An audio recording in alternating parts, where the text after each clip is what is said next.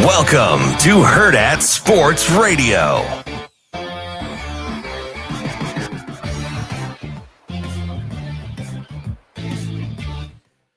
Good morning. Welcome into Hurrdat Sports Radio here on AM 590 ESPN Omaha, ESPN Tri-Cities. We're live from the Hurrdat Sports Bar and Grill on the H&H Chevrolet stage. I'm Ravi Lulla. Andrew Rogers here with me. Behind the back, step back, cash and checks on Hurrdat Sports Radio. I don't know what any of that means. What's going on, man? I just had to get my my southpaw. Got to get the fall like through. Baylor Shireman, and then maybe if I go with the right hand, I look a little bit like CC last night on the women's court. Man, that was a spectacular ending. Yeah, but it was on Peacock, so I only saw the ending. It was, honestly, I feel bad because, unless I'm specifically like when Nebraska football played on Peacock, I'm specifically searching out the certain games, right? But unless I'm specifically searching out a game, if it's not on my regular television provider, I really struggle. It leaves my mind completely. And I don't know if it's like an ADD thing or ADHD thing where it's just like out of sight, out of mind, totally gone. But that's what happened with luckily, thank God for social media.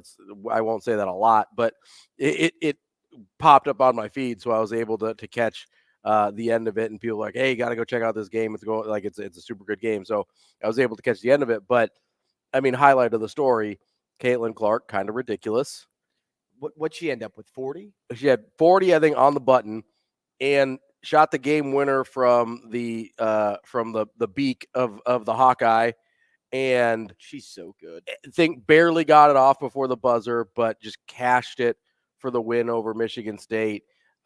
Incredible. I mean, I didn't think we were going to start the show with Caitlin Clark and Iowa women's basketball. Neither did I. I just kind of did a little basketball you were doing move a little over here. I started with Shireman, actually. You did start Shireman with the lefty. He's got a little, he's got kind of a weird little, a lot of lefties have kind of a weird little, lefty, side flick deal. I don't know. It bothers me. Not Shireman.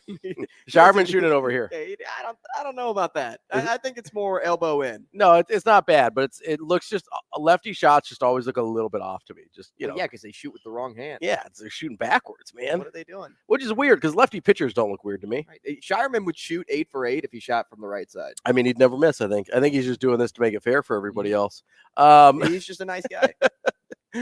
We appreciate you joining us here on a Wednesday. This week is all goofed up a little bit because Monday we were off. I mean, we've been off for a while before yesterday, but I keep thinking in my head, this doesn't feel like a Wednesday. I don't know what day it feels like. It does not feel like a Wednesday. It feels like a Tuesday because it's our second day. It doesn't really even feel like a Tuesday to me. It almost felt like a Monday when I woke up this morning. When I woke up this morning, it was so dark in my room. I don't think it's ever been at this dark this year.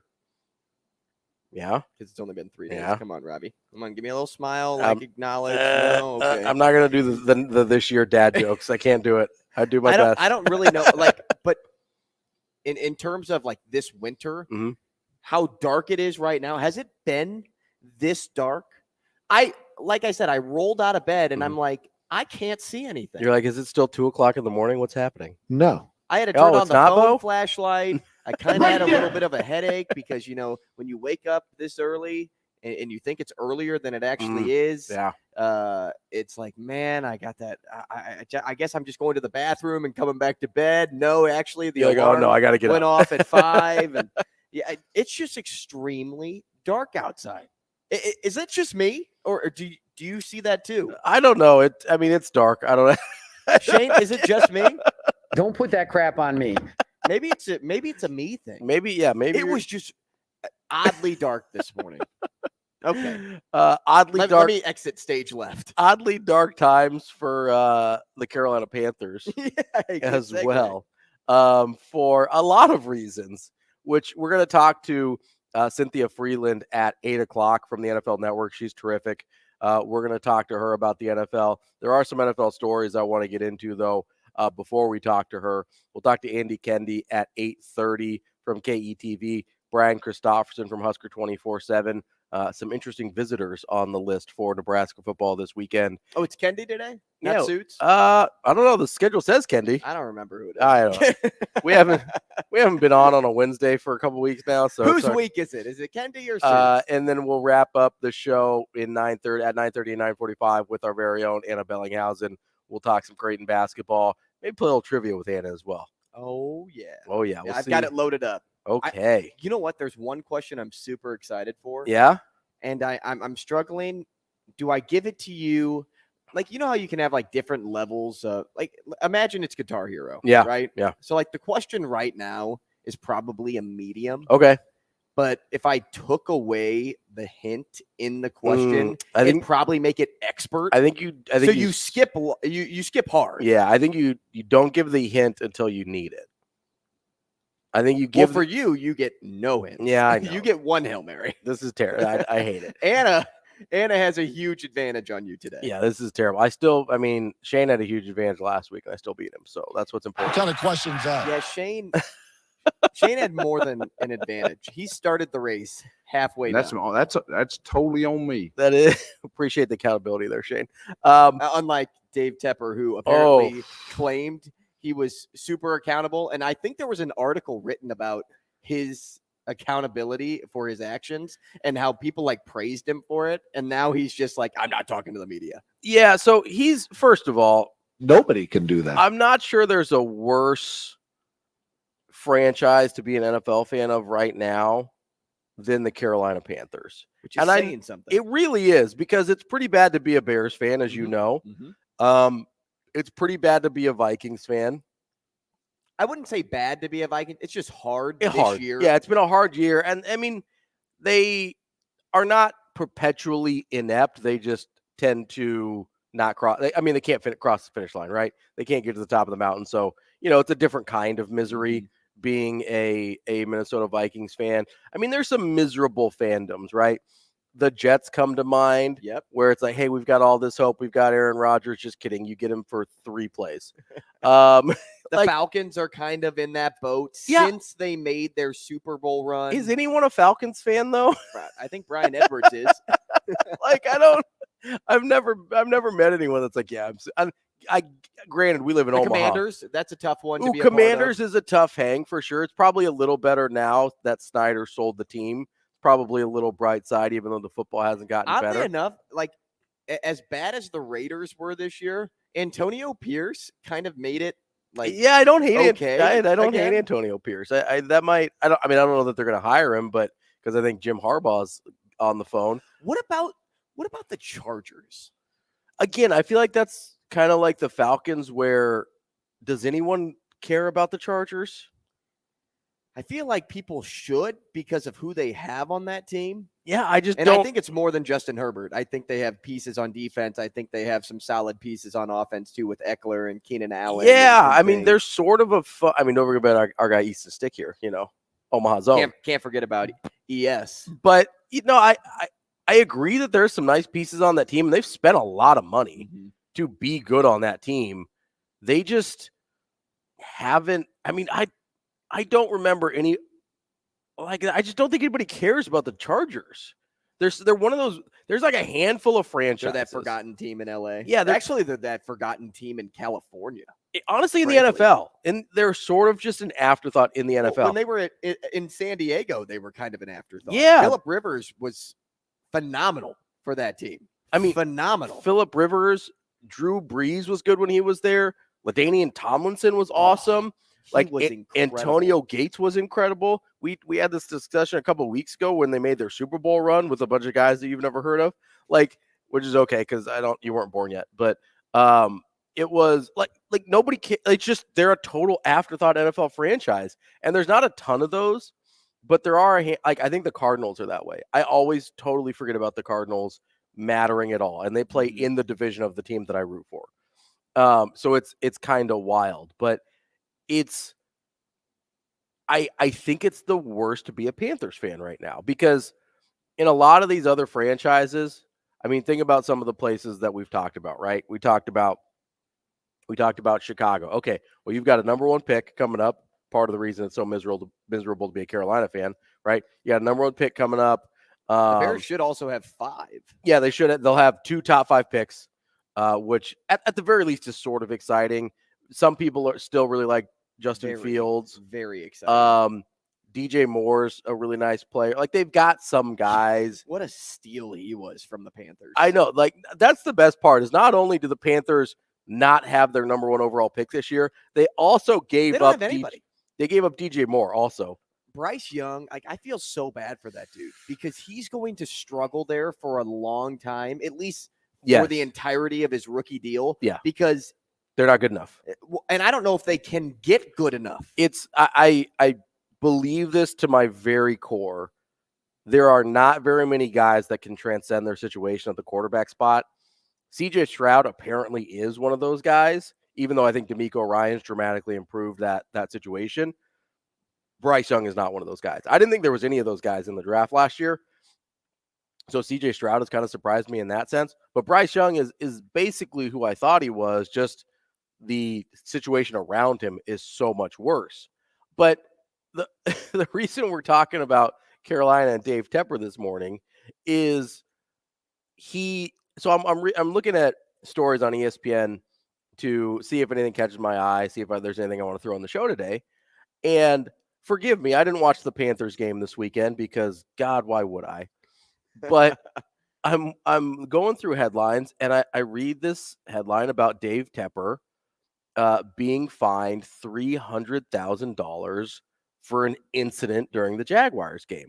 And I'm like, what on earth could he have done to get a $300,000 fine? Well, apparently he threw a drink. Can you imagine if he threw a fan, like a literal fan at a fan? Yeah, like a ceiling fan. He just like tore it out. I was thinking more of like a box fan, but we can go with the ceiling fan. I'm thinking he's in his suite, right? He's getting mad because they're losing 26-0 to the Jaguars. He grabs the fan out of the ceiling and just chucks it out the window. No, talk about strength. Those fans aren't as heavy as they look. So he throws a drink. Rip it out of the ceiling. What are you talking about? Those wires aren't that strong. It's fine. Not all of us are bodybuilders. So he throws a drink at a bunch of Jaguars fans because he's got like an open air suite or whatever at this game. And I kind of went down this rabbit hole. Like, I knew Dave Tepper was kind of, I'm being gracious here, kind of a nut job. And so I kind of went down this rabbit hole because I remembered hearing some weird stories about like things he keeps on his desk and whatever. And I ran into this story about him when he, in his pre-football days, about how he was working for some financial firm. I don't remember which one it was, but he was working for a financial firm and he thought he deserved a promotion, didn't get the promotion. So he bought the Panthers? No, I mean, it's worse than that. He ends up starting his own hedge fund, which good for you, made billions of dollars, whatever. Yeah, he's the second richest owner in football. But he was so mad about the promotion still. Like, becoming a billionaire and proving people wrong wasn't enough. He went and bought the house of the guy that didn't give him the promotion, tore that house to the ground, and then built a new house on top of it. Like, that's some sort of sociopath level nonsense happening there. Like, for most people, becoming a billionaire in that industry and proving him wrong, enough, right? No, this guy has to go buy this dude's house and raise it, basically. Multi-billionaire. Yeah, his like net worth is like 20 billion. Yeah, he's multiple times over a billionaire. Like, for most people, that's plenty. Yeah, and this fine is like less than 1%. Yeah, it's $300,000. Like, it's me buying McDonald's in the morning. Like, not a big deal, right? And so $300,000. Can you imagine saying not a big deal? Right? Yeah, like that's. I mean, you know what I could do with $300,000? You could pay off your mortgage. Like, no big deal.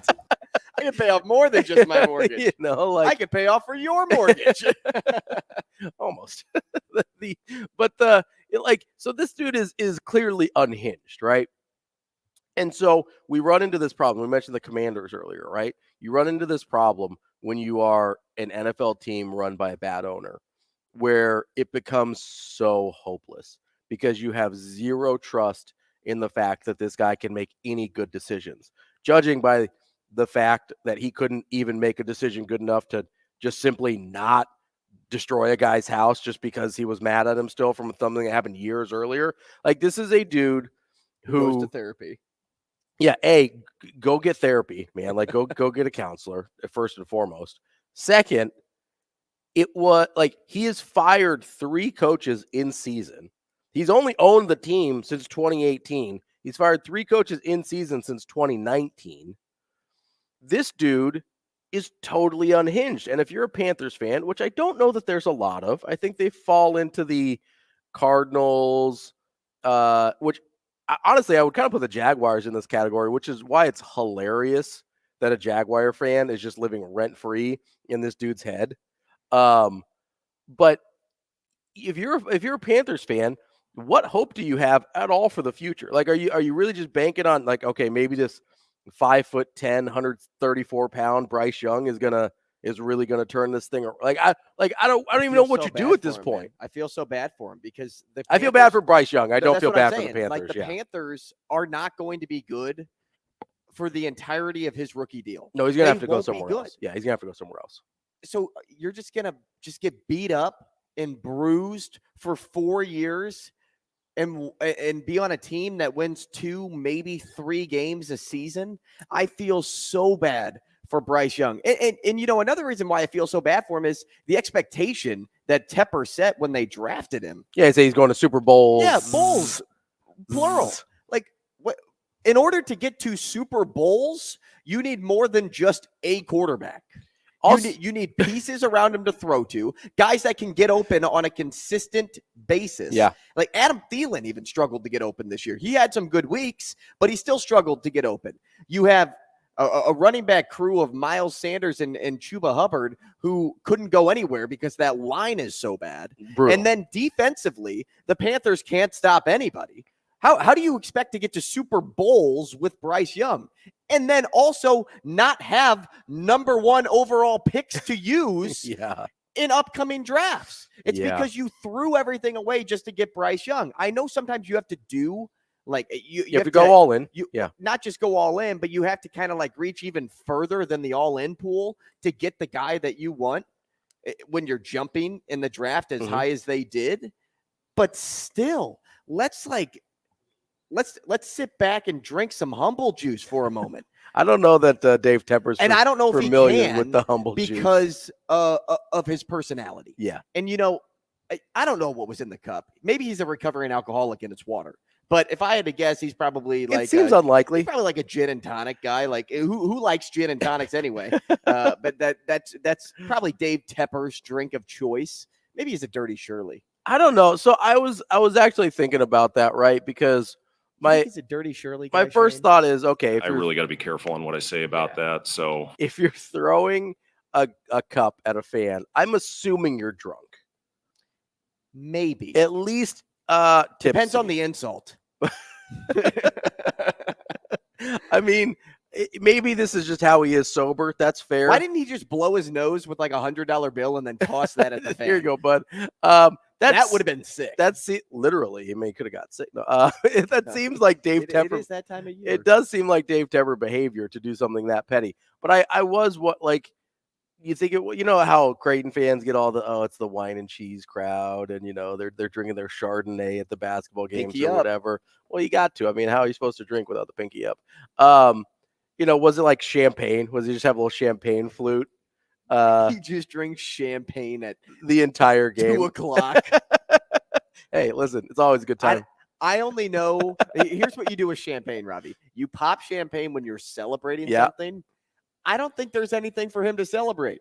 No, it's true. That's fair. He doesn't have a lot to celebrate. I actually kind of like gin and tonic sometimes, like every once in a while. My dad likes gin and tonics too. They're so gross. Well, you have to get the right gin, because here we go. Now it's up to the gin. It is flickering. It is just like I'm sure Dave Tepper drinks some very nice gin. Right, but there's different kind of varieties of gin that some of them taste like pine trees, and those are not good. They taste. I think it's the tonic for me. I don't know how really? Much it's the gin. Oh, okay. I don't like tonic. Not a big tonic guy. It's just basically like sugar water. Not for me. I need the bubbles, man. I need something. I like some bubbles. That's why I like champagne. Get those bubbles in there. You know what I mean? Again, when you celebrate something. And maybe there's something Husker fans can celebrate out of this, because if Matt Rule wasn't fired by Mr. Dave Tepper, the one and only, and maybe we can pinpoint ownership as an issue in Carolina and not just coaching after seeing Frank Reich kind of fall apart there. And who was the third? Who am I missing? Who was in between? Who am I missing? This wasn't, there was the interim between Rule and Reich. He's the guy that is he's the 49ers defensive coordinator now. It's a really good question. What is his name? I mean, so didn't he fire Ron Rivera also, or was that before? That was before. Okay. That was before Rule. Okay. Yeah. That was BR. That's right. Steve Wilkes was the interim last year. He's the guy that's now the 49ers defensive coordinator. So it was Matt Rule, Steve Wilkes, Frank Reich. Now Chris Tabor is your interim. Former Bears coach, by the way. Yeah, so not head coach. So Tepper did fire Rivera also. Oh, he did? Yes, because he got fired in 2019. Oh, that would have made sense because he hired Rule. Yes, so he was the guy that would have made sense. So those are the three that got fired in season were Rivera, Matt Rule, and Frank Reich, all fired in season since 2019. That's only been 4 years. Mm-hmm. And here's what I was going to say, Ravi. Yes. Matt Rule, Dave Tepper, maybe Satan in this instance. Matt Rule, the saint, the martyr, thankfully took one for the team and is here to lead Nebraska to the promised land, or at least back to the promised land. Certainly gives a different perspective on his experience in Carolina. Now we know absolute gold. His personality, as we talk about Tepper's personality, Rule's personality is not meant to be a head coach because he cares too much about players and doesn't want to fire in the NFL. Yeah, in the NFL. He doesn't want to fire or kick guys off his team that are just because, hey, somebody else tells you to do it. Yeah, and I'll give Rule credit here. And this is, bringing it around to Nebraska football is I think you actually have to give Rule a ton of credit for taking accountability for his part in that situation where he said hey, I compromised some things that I believed I was about to do what I thought I had to do that job right the way that it needed to be done. And he's like, and I shouldn't have done that. Right. So he took accountability, something that, our guy, Dave Tepper, maybe not the best at, but the fact that he hasn't said a single ill word about Tepper when he appears to be just like this full-fledged wacko. When have you heard him say a bad word about anybody? That's fair. I mean, the closest is apparently when Deion's kids thought he was talking trash about Deion. But he didn't even say anything bad about that. He was just explained what Well, and he was just like, happened. Hey, I don't really want to build out of the portal. I want to coach the kids I have here and build through high school recruiting. He didn't even say anything about Deion. Okay, I was thinking about the other instance when he was on the logo. You remember when Shadir came out the logo and Rule jump back and just explain. So he's more of just an explainer. He's never somebody that calls somebody out. I haven't heard him say a cross word really about anybody, and that's not to say that he doesn't, but the fact that he worked for this dude who is seemingly just totally nuts and hasn't had a bad thing to say about him, the man has to be a saint. Either that or he's got the patience of a nun. And I don't know. I don't know what coach you can bring into Carolina to turn this thing around, because until you have a team that's built around Bryce Young, you might as well just keep Tabor as the interim for 3 years. And until you have a owner that actually knows what he's doing and isn't crazy, it's going to be tough. Look at how the Commanders went under Daniel Snyder. Coming up next, we've got more Hurrdat Sports Radio. We will be back.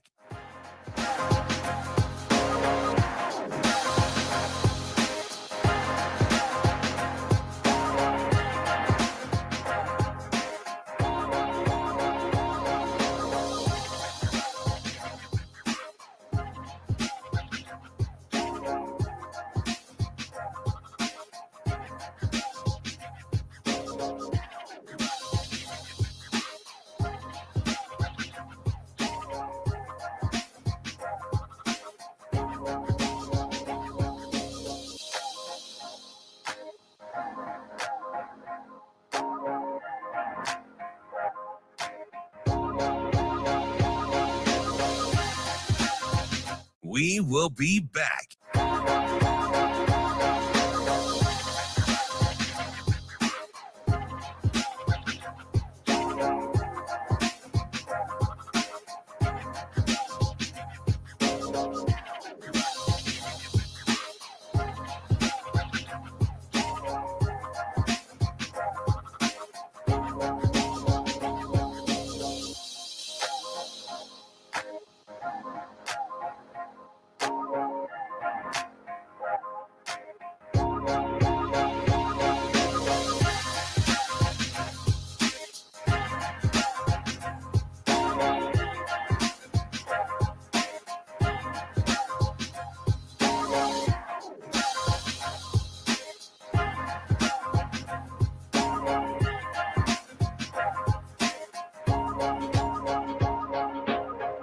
We will be back.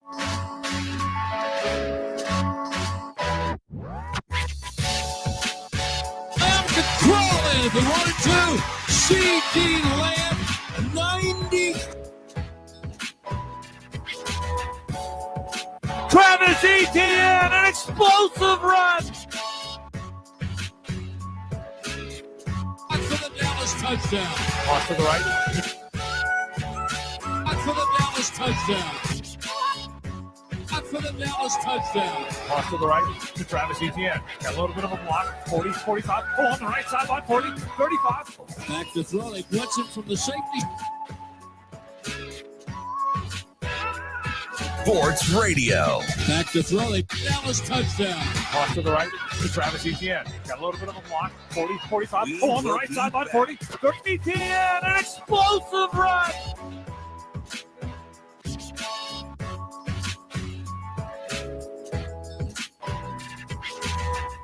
We're under 10.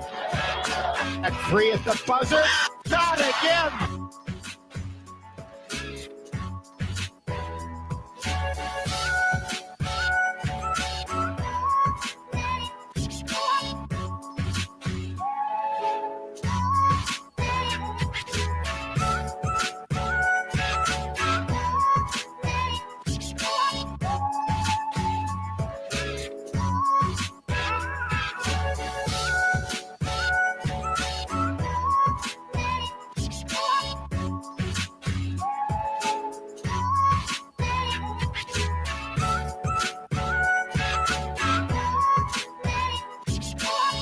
We will be back.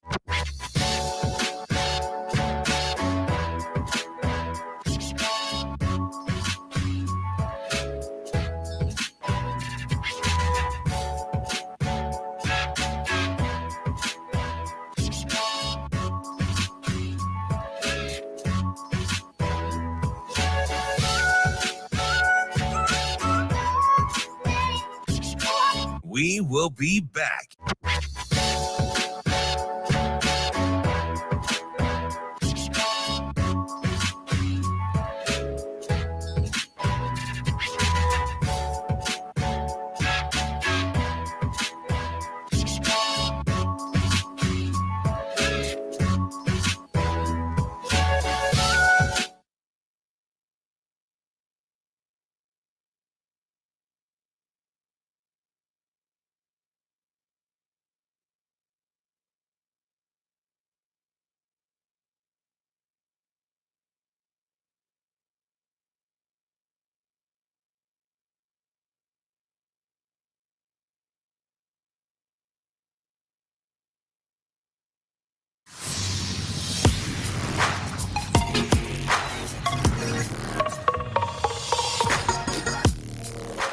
You're listening to Hurrdat Sports Radio.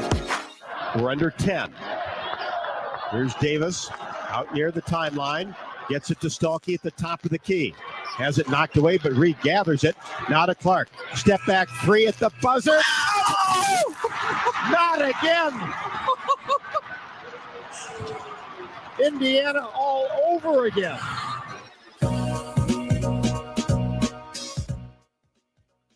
Welcome back to Hurrdat Sports Radio here on AM 590, ESPN Omaha, ESPN Tri-Cities. I'm Ravi Lulla, Andrew Rogers here with me. We're live from the Hurrdat Sports Bar and Grill on the H&H Chevrolet stage here on a Wednesday. Still Wednesday, just double checked. January 3rd. Didn't necessarily think we'd talk about Dave Tepper for as long as we did, but I'm fascinated by weird rich people behavior because sometimes it seems like they live in a totally different world. And they do. They have more money than us and can live in a different world fair. Because they have all the luxuries of life. That's fair. And B, I'm fascinated by bad owner behavior because I think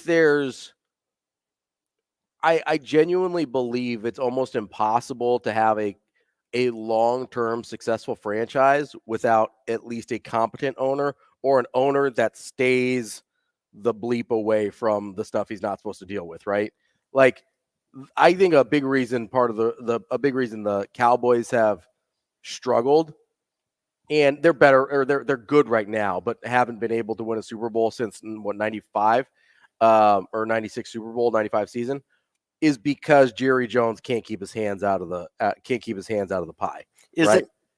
What's up? Isn't some of this part of the problem some of the rivalry between the owners themselves? I mean, there would be like Al Davis used to back in the 80s. He would draft people just so like Kansas City couldn't draft them. And it was just part of the rivalry. He was just doing that sort of stuff just because he didn't want the other owner or the other team to have that certain person. I mean, they were just doing it because of that. Yeah, I don't know if rivalry is the right word, but ego. I think ego has a huge factor because, so especially guys that are buying teams now. You see this in the NBA all the time because it's newer owners in the NBA.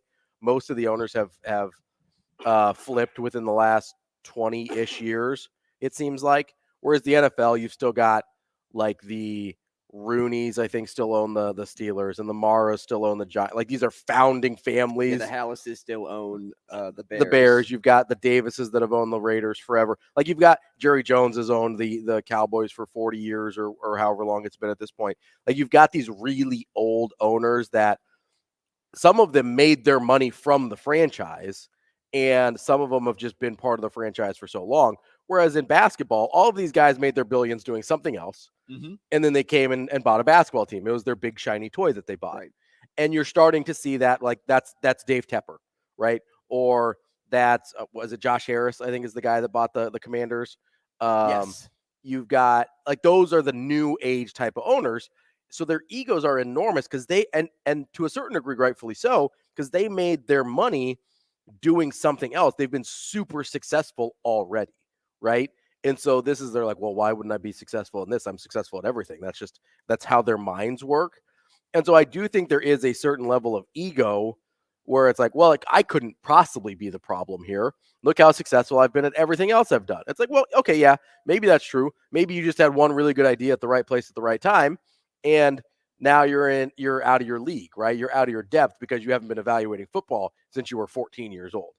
And I think that's where you run into a lot of these problems is ego, where Dave Tepper's ego is seemingly out of control. Well, when you make that type of money too, that's where you develop the ego. Absolutely, yeah. And at some point, you have to have an ego to get that amount of money. For sure. So the ego probably started a lot sooner than today. And it's weird to say, like, I think a lot of times the ego is well earned in their respective area, but they can't compartmentalize that from because it becomes a competition. Yeah. Right. Like, if you're not the best, you want to be the best, or you want to strive to be better than X person. Plus, all of these guys know each other. Yes. They've been in rooms with each other. They know who they like. They know who they dislike. They don't have to be friends with one another. And a lot of them aren't. I mean, and they aren't because they're so competitive in their own space. Plus, think about this for a moment. When you go into one of those meeting rooms, I'm Dave Tepper, you're Jerry Jones. Jerry Jones talking about Jerry Jones, right? Yeah. You're talking about yourself. Always. Dave Tepper is going to get annoyed by that and try to one-up Jerry Jones. By talking about Dave Tepper. They're so busy talking about themselves versus, something else in life. And that's why those circles are so small. Yeah. Right? Nobody wants to spend time with those people. No one wants to sit down and not address the elephant in the room or try to find something that you can both relate on because you guys are too busy being like, hey, I made $3 billion yesterday. What did you make? Right. Oh, I only made 2. Oh, whoa. And This, that, and the other. And a lot of that's fine, but maybe just keep it in the ownership group, not when you're sitting in the press box and you're throwing your gin and tonic on a. I thought you were going to say gin and juice like Snoop Dogg. Yeah, Just gin and tossing juice. His purple drink. Keep the purple drink in the press box. Dave Tepper literally spilled the tea. He did. He did. Oh man, bringing it all the way back around. No cap. No, that's why a guy like Mark Cuban is so unusual and seemingly likable, because he actually like says interesting things sometimes. I also think he's likable too for his role on Shark Tank. Sure, yeah, absolutely. But even before that, I remember when he bought the Mavs and he seemed like a regular guy. Like, $285 million. And I get he wasn't a regular guy because he was still filthy rich already at that point. But he acted like a fan, kind of like Steve Ballmer does now, except for like 30% less crazy. Steve Ballmer's like out there. But he acted like a normal person. Yeah, he was first row. Yeah, he sat in the stands instead of in a box. He was cheering. He's wearing T-shirts and jeans and Mavs gear and whatever. He'd go out and shoot on the floor at halftime. Like, he seemed like a normal, relatable dude. Most of these people are so far, like I said, they live in a different world, right? Because they do live in a different world. They're so unrelatable. But the point with these franchises is, though, I don't know how many franchises, like Robert Kraft is a really good example, right? I'm not saying he's a good dude. I have no idea. He's, been in the news for some things, but he does pretty much the best job an owner can do, in the sense that unless something really big comes off, he takes his hands off the wheel. That's the best thing an owner can do. If they're not super well versed in what they're doing, which most of them aren't, because again, they made their money doing something else, they just take their hands off the wheel and say, hey, the people that I pay to do their job, this isn't just a sports thing, right? Really successful people that own businesses. Warren Buffett's a good example of this. He tries to buy businesses. This is like his model, right? He tries to buy businesses that already work, and then he just leaves everybody alone. Because if it's already working and already making money and was good enough for him, why change it? Yeah, why would you bother that, right? If Bill Belichick is the greatest coach of all time and had at least until a few years ago, but had an incredible run, was doing great as the GM and the coach, why would you mess with that? And I think it's so hard for guys that have that are so used to having that much control over things to just all of a sudden take their hands off the wheel. And so that's why, like Gary Underwood, Jesus, take the wheel. Yeah, just, Bill Belichick, take the wheel. Like, that's he was the savior in New England for a long time, right? Was he, or was it Tom Brady? Well, that's a fair question. Now it's a different argument. But now, never mind. I was going to make a Jesus wine joke. Never mind. It's fine. I was going to bring it all the way back around to Dave Tepper drinking champagne in the suite. But why don't you just bring it around to, okay, he brought up Tom Brady. Oh, didn't Jim Harbaugh say J.J. McCarthy was the best Michigan quarterback of all time? I mean, and then people got mad about that on social media. I didn't even think twice about it. Well, it's because it's true. Yeah, Tom Brady at Michigan wasn't what J.J. McCarthy is at Michigan. You got to take the NFL piece out of it. Yeah, Tom Brady was, let's be frank, a part-time starter at Michigan. And part of it was a weird thing with Drew Henson and whatever, but he was a part-time starter at Michigan. He got benched for a guy that ended up playing for the Yankees. Like, this is it's not an argument. He was drafted in the 6th round. Yeah. Right? 199. I believe, yeah, he was the 199th pick. J.J. McCarthy's numbers going to go in the first round. Is probably first round material. And on top of that, Michigan is in the national championship game, partly because of one J.J. McCarthy. You heard it here first. Andrew Rogers thinks Tom Brady's trash. That's what I heard. Yep. Coming That's up exactly next, what I said. As we enjoy, we enjoyed the playoff games over the weekend, or on Monday, I guess. I don't know what day it is. We're getting into the last week of the NFL regular season. It's starting to bum me out a little bit. I see the end of football at the end of the road. I feel like we got to talk about it. Coming up next on Hurrdat Sports Radio.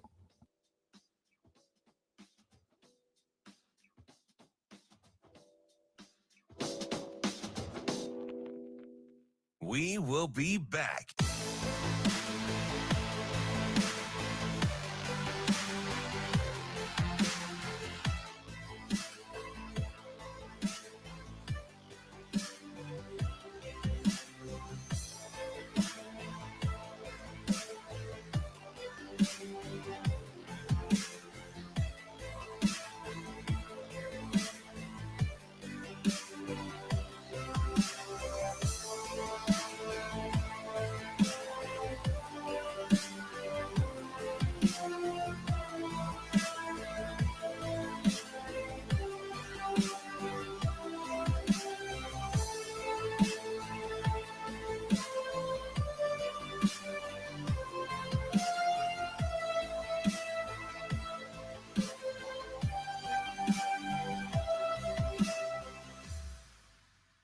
We will be back.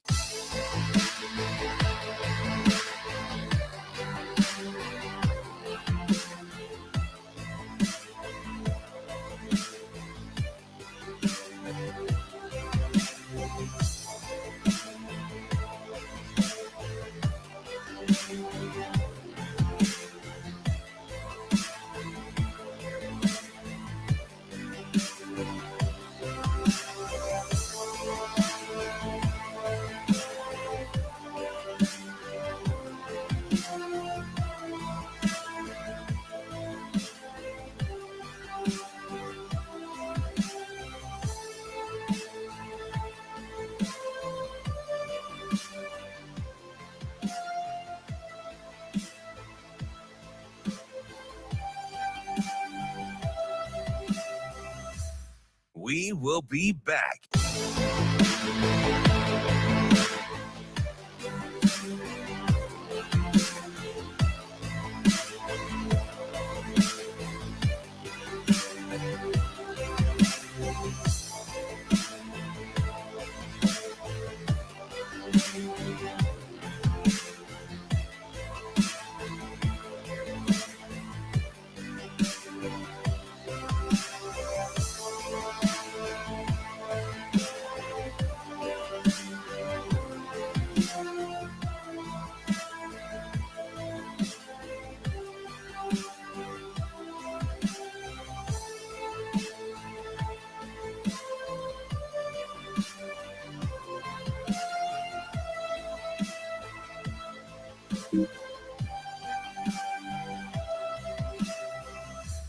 We will be back.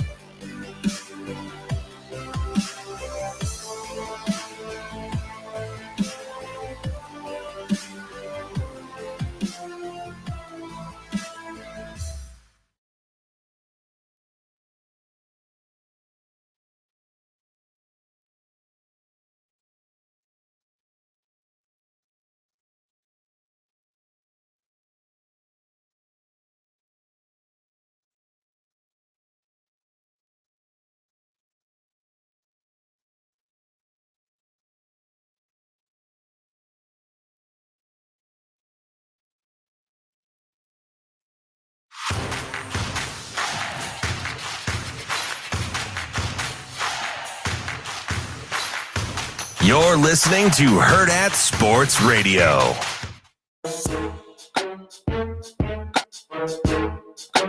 Wrapping up hour number one here on Hurrdat Sports Radio. I'm Ravi Lulla. Andrew Rogers here with me. What up? We're on AM 590 ESPN Omaha, ESPN Tri-Cities, as well as Twitter, Facebook, and YouTube. Make sure you hop in the YouTube comments and start chatting with us over there. Or you can give us a call on the Warhorse Sportsbook hotline, 888-638-4876. That's where we'll talk to all of our guests today, including Cynthia Frelund coming up at 8 o'clock from the NFL Network. But, you know, I was thinking about, you know, we're talking about NFL earlier. This is the final week of the regular season coming up. We watched the college football playoff on Monday. Means there's only one college football game left this year at the FBS level. At least that matters. I don't know. They used to sprinkle like random bowl games in. Are there those this year? I didn't even look. In terms of this week? Yeah, just like I'm thinking no. Okay, because they used to sprinkle random bowl games. I don't know when that stopped, but I'm gonna look real quick just to make sure. It's definitely not this year. Yeah, because remember in the bowl schedule, it was New Year's 6 bowl games, and then it was just the college football semifinal, and then the championship. They must have stopped that a couple years ago. Maybe they stopped it when they started doing when they transitioned from BCS to playoffs. Yeah, maybe. I don't know. I don't know where the time goes. I'm getting very old. Well, you know what? The time goes fast, and football season just is over in the blink of an eye. And that's where I wanted to go, because I start. You know how some people get the Sunday scaries, where have you ever heard of that? Is that like, hey, I'm going back to work? Yeah. So like, yes, mid Sunday afternoon, people start getting a little down. They start getting a little depressed because they're like, oh man, my weekend's over.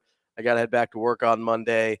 Not us, because we have a fun job, but and I start work Sunday night. I was gonna say, yeah, and we're sort of like always working because we have to watch games and stuff. But so I'm kind of starting to get my football version of the Sunday scaries a little bit here, because we're at a place where, like we said, only one more college football game left.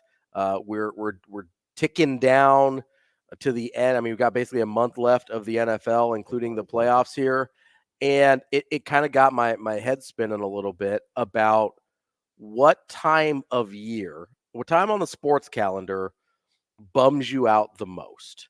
Because it's really easy to say, I know you're a big baseball fan, so you probably wouldn't say this, but it's kind of really easy to say, like late July, early August, where there's just not that much going on. You have baseball, but that's about it. You're still another month and a half away from football starting. And there's not much going on, right?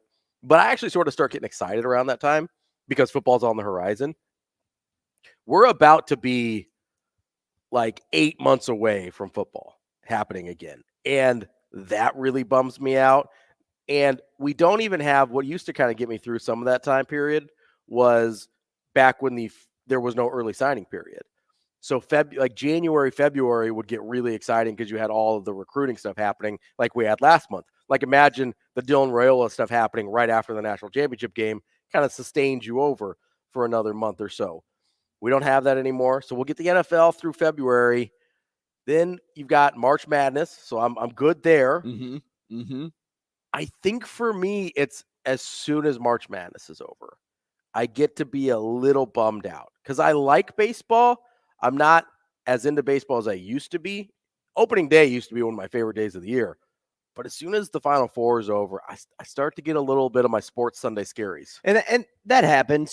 For me in general, I'd probably say football season is when that's over, it's the saddest time on the sports calendar because one, I'm a fantasy football player, so which is over now. Fantasy is over, but I kind of like to bridge my addiction to fantasy football. I play fantasy baseball, and that's just too much of an investment, too much of a commitment, so much time. It's very time consuming. Although I play it more now because it keeps me up to date with the current players in Major League Baseball. But it's just, it's rough sometimes. But the reason I say the end of football in general and not March Madness, because, and I love college basketball. I love the tournament. Like that's probably my favorite time of year, to be quite honest. But I'm so antsy for the draft, like the NFL draft in April. Yeah.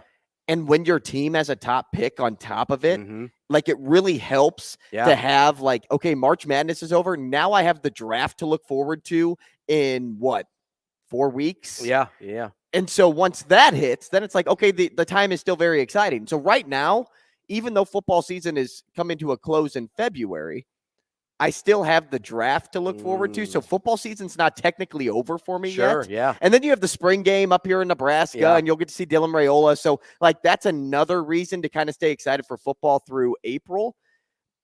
But I would actually probably pinpoint for me, just in general, like when my teams are in the playoffs. Yeah. And I'll go with the Cardinals and Blues for the sake of the example, because that's the hometown teams. when they get eliminated from the playoffs, oh yeah, that is like when I get the most sad. Yeah, because the season is still going, but without you, but without me. It's like the FOMO. I remember being up here in Omaha a couple of years ago. Maybe it was 3 now. The Cardinals were playing the Dodgers, and Chris Taylor hit a walk-off home run in the 10th. The Cardinals did not deserve to win that game. They looked horrible.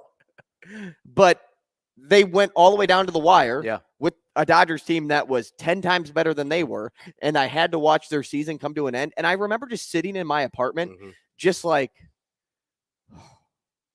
yeah. Like, when you're like, it's kind of like that guy that was walking on the sidewalk yesterday. He had his like hood up. He was kind of like slouched over and he was walking slow. Like, when you're like kicking like rocks on the ground. Standing behind a bush for a suspiciously What is it long from amount of time. Arrested Development? It's like young Michael when he has like his head down and he's like walking on like the dirt of like where they're building houses. Like, that's kind of how I feel when my team's eliminated from the playoffs. That's the worst time of year because it's just over. Right, you had all that excitement, added excitement because you were playing for something, and then boom, season over. If they were to win, like when the Blues won the Stanley Cup in 19, oh my gosh, it's incredible. Like you're riding that high until next season, which happens to be in like 2 months because after the hockey season's over, it's like 2 months later you're playing again. But like those are like the greatest moments. But when your team just gets booted, knocked out, like when Nebraska wasn't able to make a bowl game this when they season, lost to Iowa, that Saturday was a bummer. Like, think about just like how down, like you were just hanging your head. Like, yes, you probably were like the negative Nancy's who I told you not to be yesterday. You have to be optimistic Oscars. The negative Nancy's were like, oh, I saw it coming. Yeah. This is exactly what Nebraska football is. Yeah. Like, that's probably how you reacted in the moment, but you're down because you were so close. You were 5-3 for the longest time. And then boom, you were hit with the 5-7 record. Yeah, that's a good point. So I think I was a little early on mine. I think it's probably May because you're right. I love the draft. I love the combine. I love the spring game. So all that's in April. The combine might be in the combine's before that's in like February or late February, early March. But so yeah, I can get through April. May is when it starts to get a little dicey. There's not a ton going on in May. Usually by that point, I've realized the Red Sox aren't going to be very good again this year. So May is a little bit rough. June, we get to the College World Series, which I enjoy. So you kind of start picking up momentum there. May's kind of a dead period for me. Yeah, you know what else sucks? What's the that? All-Star break. Yeah. That is horrible for sports. Really nothing. There is nothing going on during the All-Star break. Absolutely nothing. I remember having to check the ESPN app and looking for soccer games to watch because you go to the MLB schedule and it's like, hey, like their last game, let's just say it's Saturday or Sunday, whatever. And then they play the All-Star game on what, like Tuesday or Wednesday? Tuesday, I think. And then boom, they don't play again until Friday. And so those 2 games or those 2 days off are the longest 2 days of my sports life. Yeah. The longest. You got to get out there. Those are some sad times, man. You got to get out there, maybe spend some time with your dog, with your family. Yep. I need to get down to like my family's lake house. Brad. Yeah. Hit Brad's point here. Brad says arena football coming back this year starting in May.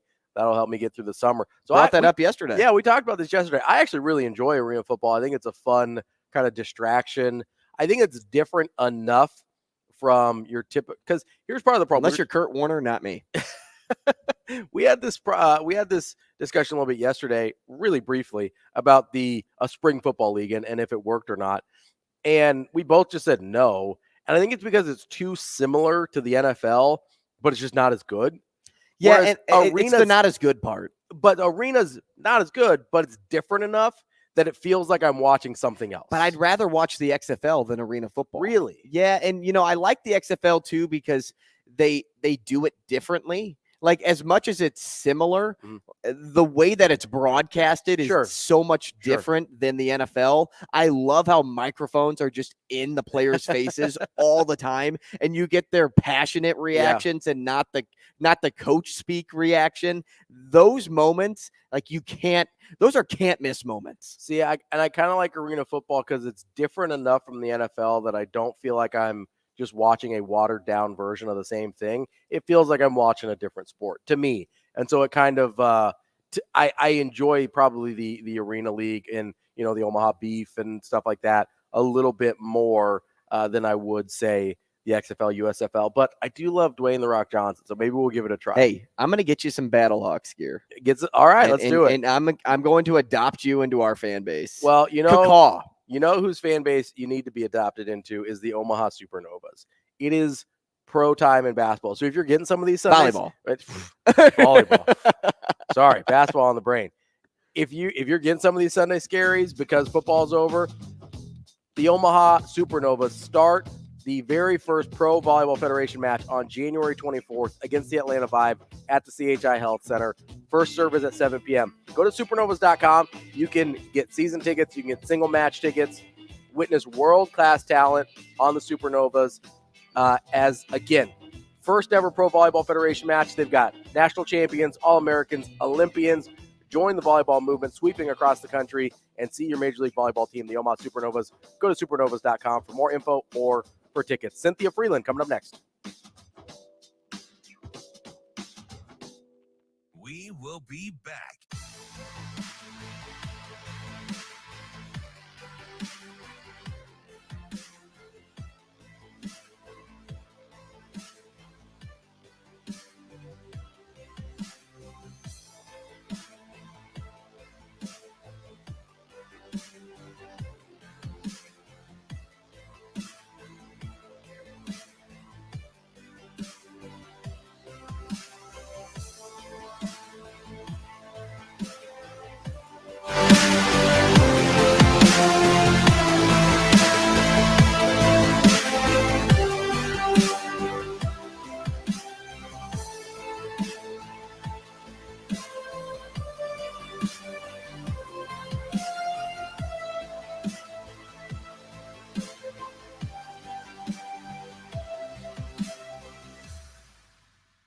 We will be back.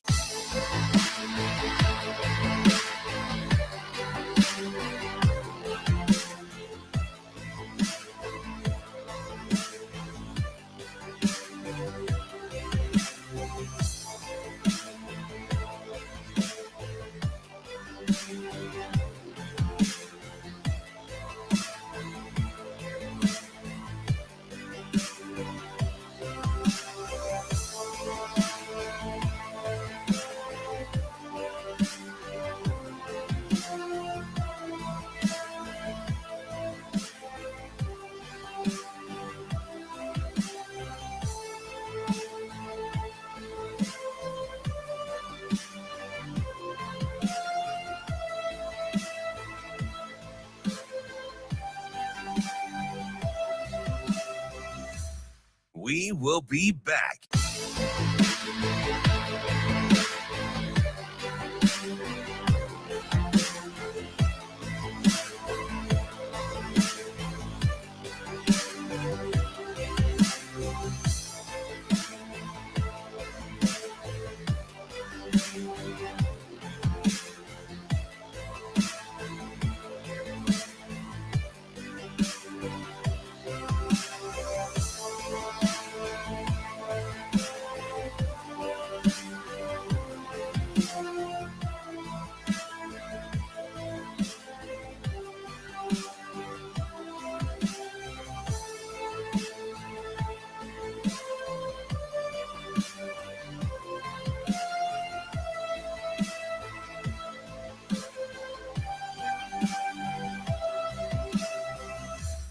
We will be back.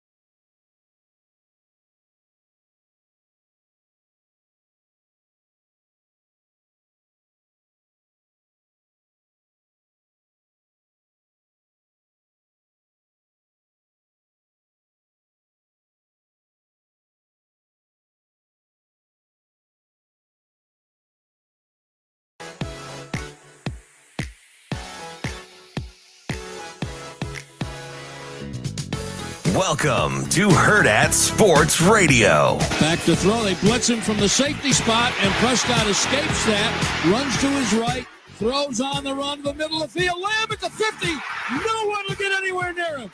Lamb could crawl in if he wanted to. C.D. Lamb, 92 yards from Dak Prescott for the Dallas touchdown. Toss to the right to Travis Etienne. Got a little bit of a block. 40, 45. Oh, on the right sideline. 40, 35, 30, 25. Travis Etienne still on his feet. Travis Etienne to the goal line. Touchdown! Travis Etienne, an explosive run. Welcome back. Kicking off hour number 2 here on Hurrdat Sports Radio on AM 590 ESPN Omaha, ESPN Tri-Cities. I'm Ravi Lulla. Andrew Rogers here with me. Joining us now on the Warhorse Sportsbook Hotline is Cynthia Frelund of the NFL Network. Cynthia, how are you this morning? I'm great, thank you. How are you? Oh, we are doing just fine here in a chilly Omaha, Nebraska, trying to stay warm here. Wanted to start off asking, because I'm a little selfish here. I'm a big 49ers fan. How much has, I know you're big into the numbers and the data analytics of the NFL. How close has the eye test been to what the numbers are telling you on a team like the 49ers that until at least Christmas Day were seen to be head and shoulders above the rest of the league? Now it seems like it's them and the Ravens. Yeah, I mean, the thing is even watching back that Ravens game, you're seeing some of the things that we all know cause problems, right? Like injuries or someone in and out of the lineup, etc. And look, like the score, while it was very impressive, I still think, like, if I'm a Niners fan, I'm not very worried because, well, okay, I'm a little worried because it's never good. It never feels good to see that, but I'm not super worried because sometimes, the score kind of gets away from you after a while, and some of those become garbage minutes at the end where it's kind of not, it's not really relevant to what they're able to do. There's a lot of good things to take away from the Niners. I don't think you're going to see a game with that many turnovers. I mean, it is very rare in many ways to have a Kyle Shanahan offense have that many turnovers. And also, if you go back and watch them, a lot of them are like bounce off the hand of someone else and ping-ponged into the defender's hand. Like it wasn't a type of turnover that you're like, wow, no, he's just throwing that to the other team. Cynthia, I'll make a connection to the 49ers. I am not a diehard 49ers fan, as Ravi is, but because if I had it my way, I think Christian McCaffrey should win the MVP. That's why I'm going to ask this question. Overreaction or reality, Lamar Jackson has locked up the MVP.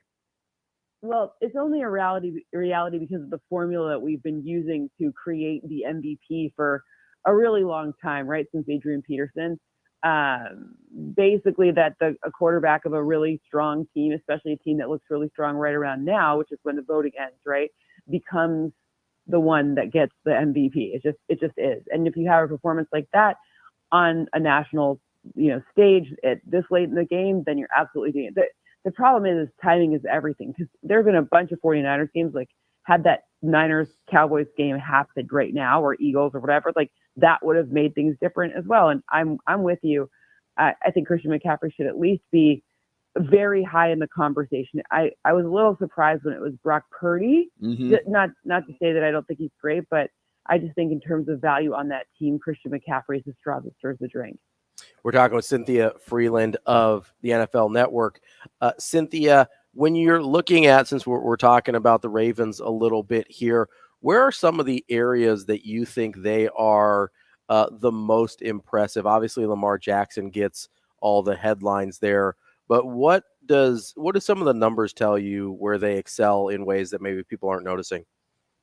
Yeah, I mean, we don't always talk about like coverage linebackers as well, and everyone knows how great their linebackers are, but it's the combination of what they've been able to do with it's kind of like the whole spine of the defense, right? Like Geno Stone is such a great story because we all kind of were like, well, we didn't know what to expect from him, and a lot of other teams did not think he was great, right? That's how he ended up where he did. And for him to be able to work so well with a guy like Kyle Hamilton, who he's not just a safety, he's like a versatile I don't know what to call him, right? Like a defensive backish safety nickel, like he's like a monster, right? So for that to be able to happen, it's really the spine of the defense that is what I think is so impressive. Because I mean, if we're very honest, we've seen stretches where Marlon Humphrey, who's a great corner, but he's been in and out of the lineup. He's been battling an injury all season long. So when you have safeties like that and you have linebackers that play in coverage so well, you really have a formula for success. And I think that to me, that defense and what Mike McDonald's been able to do, that's why that guy's name is going to be floating all over the place for any and all open coaching jobs, even ones where you'd think an offensive head coach would be the right solution. Cynthia, just picture this for a moment. Joe Flacco against the Ravens in the playoffs. Do you think the football gods give us what we want and make it happen? If there is a football god, he better make that happen, because I want nothing more than that. I would love to see that. Flacco to me is like, because I'm about the same age as him, I think it's so funny. Like, you know, after that Jets game, he's on the field, he's like, this guy, like that is me at every party, every time I go home. He's the most relatable person in all of football right now for me. And him like cursing and those, like, he's cool. I never thought so, but he's cool. Yeah, it seems like he's kind of loosened up a little bit after he saw his. Yeah, how do you not root for that guy? I mean, you know, I don't know. He seemed always kind of. I mean, I'll say it. He seemed like one of the most boring guys in the world. Yes. When he was with like the Ravens, and then I don't know if he like saw his football life flash before his eyes, and all of a sudden he goes, "Well, I guess I'm going to enjoy it on what could be his last run." But like, it's really hard not to root for the Browns and Joe Flacco. I mean, that game with him and Amari Cooper was so fun to watch for so many reasons. But for goodness sake, like, you're watching Joe Flacco like sling it, like, you know, it was insane. It was so funny. And then I don't know, like, he takes a snap on the sideline, or at least it looks like. I mean, everything is so funny. Like, it's just so relatable. Like, he must have figured out, like, hey, F it, I'm just gonna have fun now. You know. Cynthia, answer this for me. Because as I think about the Browns, and all season long, they've had one of the best defenses, if not the best defense in the NFL. But how did they find Joe Flacco before somebody else? Like, does that question make sense? Like, how did the Jets miss on a guy like, or taking a flyer on a guy like Joe Flacco, or maybe another team in the NFL that needed a quarterback earlier than the Browns did? Well, part of the reason that Joe Flacco works so well is the system for the Browns is really set up to tailor to his skill set. And also, like, despite their O-line having a lot of injuries, like, they're a well-coached O-line, meaning you're not seeing any of those things where all these stunts and shifts that are happening throughout the league and that are really causing a lot of O-line problems. Watch the Panthers O-line. They're just confused all the time. That's not happening even with their backup tackle, even with their backup, you know, people playing and not in their normal position. So that helps give him just an extra amount of time. The way they run the routes, the way that the whole thing is constructed, even without Nick Chubb, who in my estimation is, you know, you have to at least put him up there with Christian McCaffrey as one of the most important running backs in the league. Like, they're doing a really nice job of creating a simple but complex enough offense, and it really fits his skill set. And the Jets, I mean, obviously they know Joe Flacco well. He's on their roster, and it wouldn't have looked the same there because that O-line is not. It's a totally different. Like, the if-then statements for what the quarterback needs to do are very different for the Jets than they are for what the Browns like to do. Cynthia, you mentioned the Panthers there briefly, and we were talking about this earlier. In your opinion, is there a worse franchise to be a fan of when you take into account kind of ownership, what's been going on the last few years? Like, that's got to be one of the more hopeless franchises at this point. I mean, let's be clear. I am a Lions fan, and I have been my whole life. So don't worry. So I've got a question for you about the Lions. You're living next. good then right now. You're feeling good. Yeah, but we've had some dark times. I mean, we've had some really dark times. I think, look, the only good news, if I'm a Panthers fan, and I'm speaking very frankly here, my owner will throw money at this franchise. He just got a $300,000 fine, and he's kind of like, whatever, I accepted. I was wrong. Like, they will. He doesn't like losing. I can tell you that much. I went to business school, and when we were doing our business school interviews, many people interviewed with him, and they're like, "This man, he will not lose. There's a reason that he's such a good hedge fund manager." Like, they'll figure it out. I mean, it's not great right now, but I think they'll figure it out. Cynthia, let's talk about your Lions for a moment. Let's bounce back to that Cowboys-Lions ending because it had giant playoff implications for Detroit, and frankly, they really could have been up for the 1 seed in Week 18. But here's my thing: like, let's just think about this reasonably. Decker's only job is to come onto the field and report in that moment for that 2-point conversion play. Why would he walk up to Brad Allen and then just not report? Like, should head referees have to take the podium afterwards? Is something I really wonder. It's something I really wonder.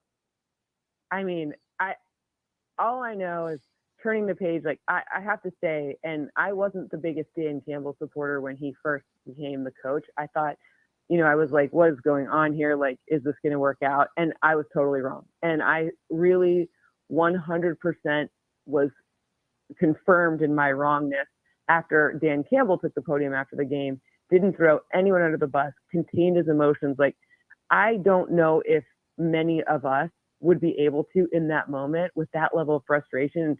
And the fact that it felt like when it feels like someone's lying to you, it just makes you even more, at least me, it makes me even more mad. So, it's like, don't gaslight me here, buddy. Like he stood at the podium, and he was like, I explained, that was a man right there. And I'm confirmed in my wrongness. I had been confirmed in it for a while. I had been like 99% for a while. Now it was like 110% absolutely sure that my initial estimation was wrong. I mean, there was a big rebuild. So I got to give a lot of credit to Brad Holmes too, the general manager. But, Dan Campbell's he's a great man. Like, I have so much respect for him. Cynthia, I was kind of on the same page as you on Dan Campbell when he got hired. He seemed like a guy that I thought would wash out of the NFL and end up being a really good college head coach. He kind of has more of that sort of like rah college style that tends to work almost like, like an early Pete Carroll the first time around when he was an NFL head coach. And like, I'm kind of shocked that this has worked in Detroit. I mean, the thing that you're seeing now, and maybe Antonio Pierce is another great example of it. It's like, people don't ever question when your passion is so palpable that it oozes out of him. There's no moment where you don't think Dan Campbell's like completely invested in football. He loves it. He drinks 18 coffees so that he's awake enough to enjoy it. Like, all these crazy, like, I didn't love the crazy comments at first. I was like, ugh, we're going to be distracted. Like, this is a team that had recently been 0-16, right? So, like, I don't need kneecap biting, all that stuff. But the truth is it's just, that's who he authentically is. Yeah. That's not, and Pete is too, but life's all about timing. And I guess that timing worked for this team in this moment in a cultural rebuild where they had a bunch of weird feelings and things were bad, and you rebuild a culture with someone who cares. I mean, Antonio Pierce can be another example of that potentially as well.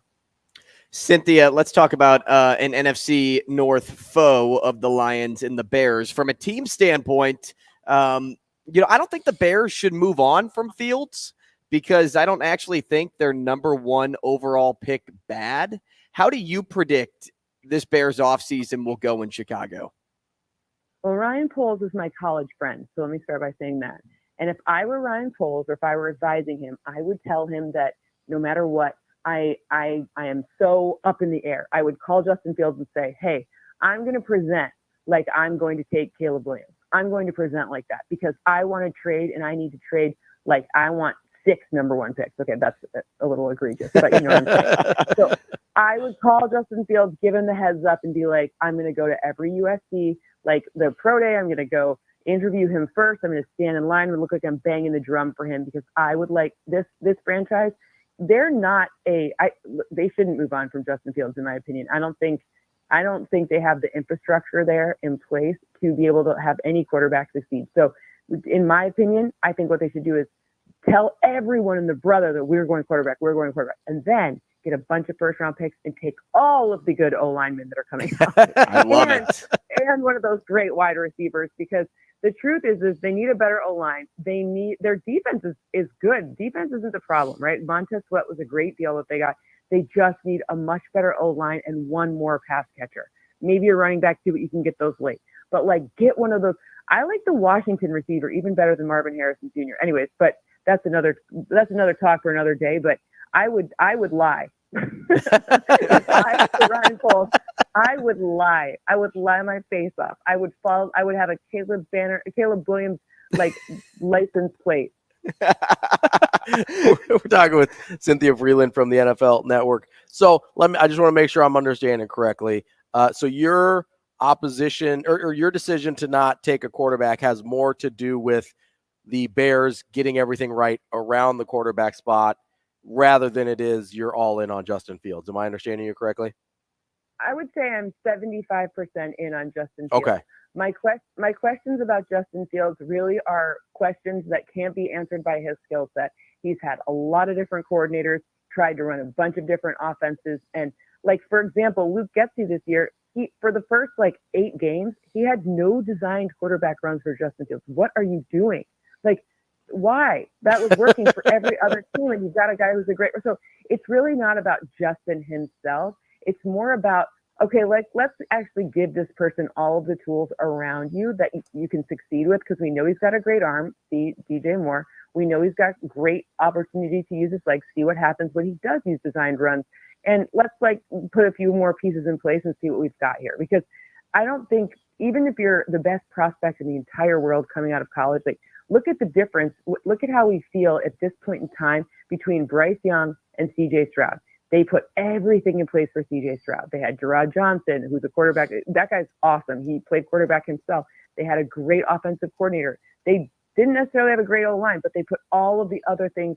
They got healthier as the season progressed, but they tailored the game book to what CJ Stroud could do, and they rolled him out slowly, meaning they did the 100 level stuff and then the 200 level stuff. They're not out there being like, okay, I need you to throw outside the numbers 45 yards. Got it? Great. Enjoy. Against Aaron Donald with one hand tied behind your back. A lot of these quarterbacks, coming out of college, they've never seen zone defense. A lot of them, they've never taken a snap under center. Never might be an overestimation. They rarely see zone defense. They rarely take a snap under center.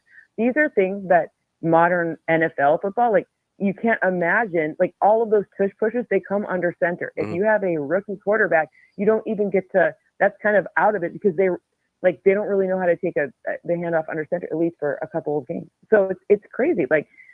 My whole point is, I don't know. Caleb Williams looks awesome. Let me be clear, but so does Justin Fields. So keep the guy that you know exactly what his skill sets are, and make it work around him, because there are so many assets available to you in this draft that can do that. Cynthia, I'm glad you brought up that the first half of the season with Justin Fields, it felt a lot like the Bears were, in the 90s and early 2000s, when you had these mobile quarterbacks coming out of college, and then everybody insisted on trying to turn them into pocket passers instead of using their skill sets. It felt like that's what it felt like they got a time machine, went back to the 2002 Falcons playbook, and was like, hey, Michael Vick, don't run. You're going to be a pocket passer today. It's I don't know that people appreciate how bizarre that was for the first half of the season for the Bears. It was so strange, especially in an era now. See, at least the in defense of the early 2000s, there were perhaps your coordinator, perhaps the staff there, they didn't maybe have enough plays in the playbook for that they knew would work or they felt comfortable with. And people tend to become risk averse at the NFL level. Mm-hmm. The ones who aren't, those are the ones who succeed. But it seems to me like that at least back then, you didn't have a ton of examples. This year, immobile guys have designed quarterback runs, right?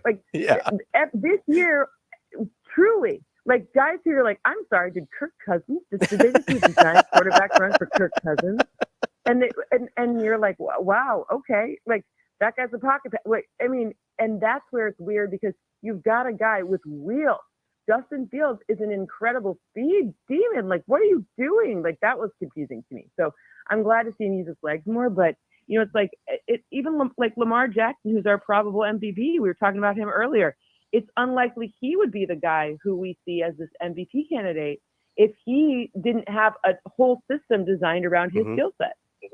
Cynthia, I know you said it'd be a conversation for a different day. I kind of want to make it a conversation for today, seeing as Washington is in the national championship game on Monday. You said you liked Rome over Marvin Harrison Jr. and Marvin Harrison Jr. on Doomsday. Yep. Yeah. You like him more than Harrison Jr. And Marvin's, at least on every mock draft that you see, well above Rome. I mean, he's second on the board. You have Malik Neighbors that I think falls at 3. Keon Coleman would probably be the 4th wide receiver off the board. Why do you like Odunze more than you like Harrison Jr.? Well, it's not like heads and shoulders different, right? It's not like around different. It's a flavor different, right? Like when you start to do draft coverage, the first thing that I start by doing is, of course, always look, obviously quarterback. We all talk about quarterback in most of the media, so I got to go where my bosses need me to go, right? So I start with that.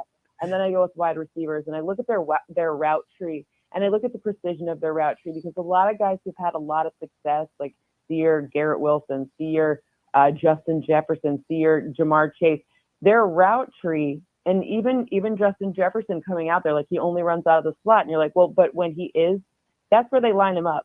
But when he is running aligned out wide, his precision with route running actually doesn't change. And that's the type of thing you're looking at. You're like, okay, and what happens when he's got, everyone plays man in college. Like almost everyone plays man in college. What happens when he's in double, triple coverage? How does that change? And you actually saw it in that game with that ridiculous catch that, like, he's on the perimeter, over the shoulder, like doesn't even flinch. The defender's in his face, and that's a good defender too. It's not like, the defenses in that game weren't as good as the defenses in the Michigan games. We got it, but that still was a ridiculous. You're watching all that stuff, and go watch the entire season he put together. The route tree is so precise, and it's even with his quarterback's good, but there have been more precise passers in like Joe Burrow to Jamar Chase was a pretty good thing, but you're just watching this route tree, and you're watching his timing. He's running exactly the same speed on each route. He's so consistent. That will really help at the next level. Not that Marvin Harrison Jr. isn't, but he's just a smidge more. And his fourth quarter stats, because they play so much offense, like all of the time, his fourth quarter stats, he doesn't get fatigued. The man doesn't have a drop off in his speed. So it's not that I'm not out here banging the drum saying I don't like Marvin Harrison Jr. That's not it at all. I'm just saying, for a certain team that has those, there's so many Shanahan tree guys. This is a Shanahan tree guy. This is like a Jalen Waddle, what routes should Jalen Waddle run? Okay, this is the one for him. And Jalen Waddle's very smart. That's why I say him. Cynthia, we've got about a minute left here, and we're gonna have to have you back and just talk draft, because we're both huge draft nerds here. Yes, love draft. But real quick on quarterbacks, Caleb Williams, Drake May are at the top of the board. You mentioned Michael Penix. Where does he fall for you in that? Is he in that first round group, or does he a little bit lower? He's going to Shane's Raiders. I don't see him falling out. It's going to be weird how the top of the draft shakes out. I don't like being top 10. Not yet. Sure. We got to see how free agency goes. Yeah. But I don't see him falling out of it. I think this draft season is going to be fascinating for the quarterbacks. There's a couple of guys the top guys always worry me because they're put in often bad situations. So we'll have to see. Penix to me doesn't fall out of the top, crew, first round, but I don't know where. Cynthia Frelund from the NFL Network. Cynthia, next time, we'll probably get some NFL playoffs, but at some point we are getting a whole segment of NFL draft and just going to nerd out. I can't wait. We appreciate your time as always. We'll talk to you again soon. You got it. You guys stay warm. Happy New Year. Thanks, Cynthia. That's Cynthia Frelund from the NFL Network. Coming up next, we've got to catch up on some of our New Year's resolutions we didn't quite get to. But first, we've got Andy Kendeigh from KETV. We will be back.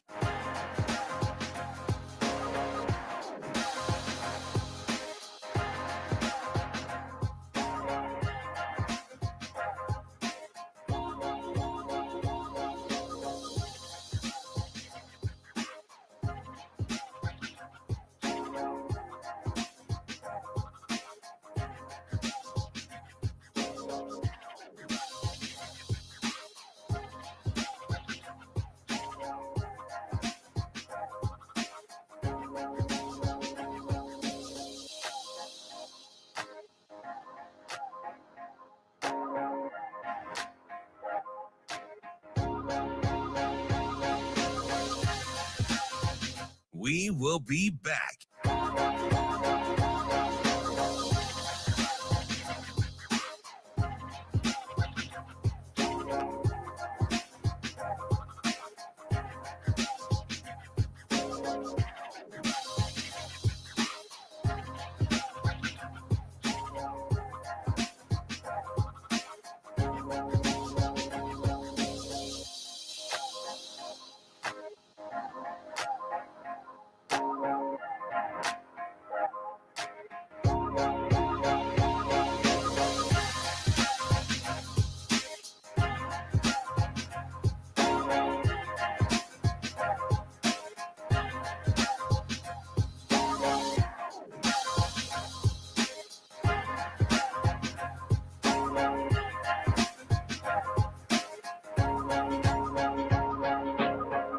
We will be back.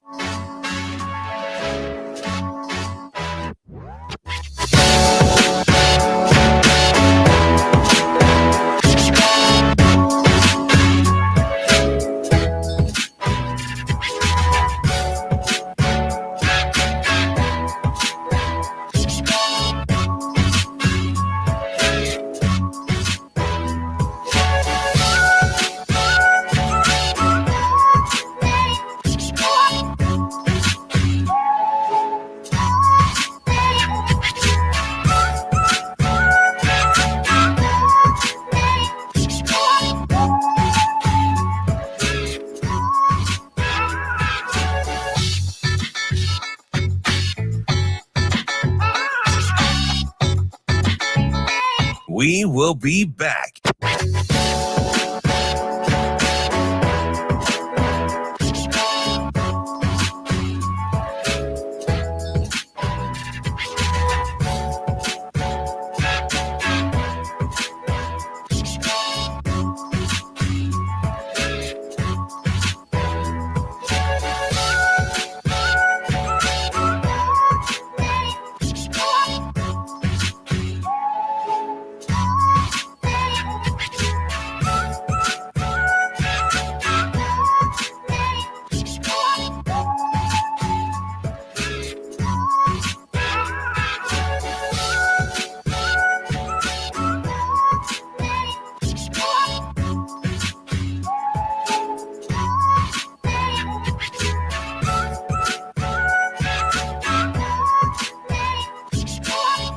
We will be back.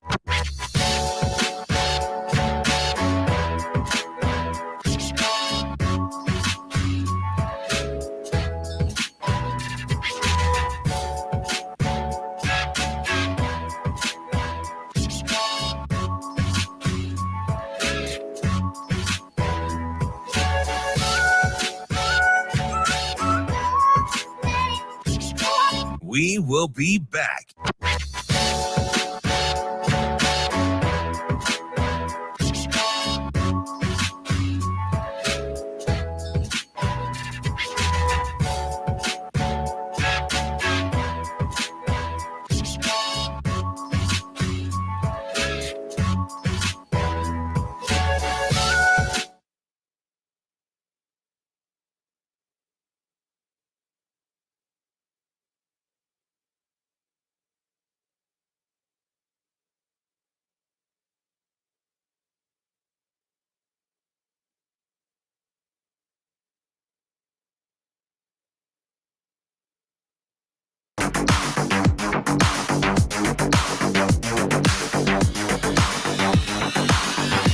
You're listening to Hurrdat Sports Radio.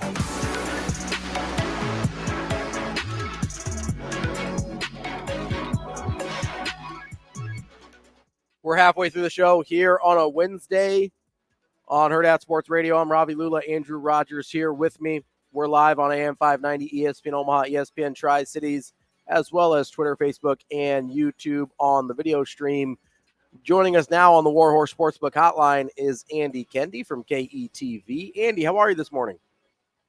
Morning, boys. Happy New Year. Hey, it's the third. When does Happy New Year become?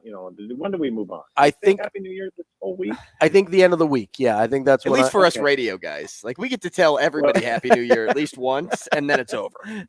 Yeah. My other question is, when is it appropriate to take down Christmas lights? When are you overdoing it? Like, when is it time? I'm gonna be honest. I don't mind them staying. I'll let it go until at least we've had like a warm weekend. I don't expect people to get out there in like 20-degree weather and like leave them up. It's fine. It's pretty. I don't care. I don't know. I'm with AK a little bit because I think I know where his head's at. And, once you pass the new year, like, I think that's like your 2-week notice. Like, that's like your notice you give your job. Well, it's interesting because back when I was a young lad, I remember the lights and Christmas tree, all that stuff, still being up for the Super Bowl, which right now seems ridiculous because the Super Bowl is in February, but back then it was mid-January, which still was pushing it. We were the last on the block, no question. But yeah, we had the whole family out there on Sunday getting rid of the Christmas lights because we found a pocket of decent weather, and so. But yeah, I get it. I was just always wondering, like I said, we're not taking them down before New Year's Day, absolutely not. So. We got them down before the Rose Bowl. That was our big task. That's probably the earliest we've ever done. Yeah, I just I'm not gonna blame people. I'm not trying to be outside. Do you put up Christmas lights? Not outdoor. Then you don't get to have any say in this. But again, I don't put them up because it's not warm out. I'm not trying to decorate. You don't put them up because you don't want to take them down right after the New Year. Exactly. I might get some of those. Don't be light shaming people. I'm not. I'm saying keep them up as long as you want to. I did have a buddy install permanent lights. Have you seen those? You can install permanent Christmas lights, and he's in love with them. Yeah. I also have friends who have put up lights and just keep them on their trees all year long. Yeah, just don't turn them on. They just don't turn on.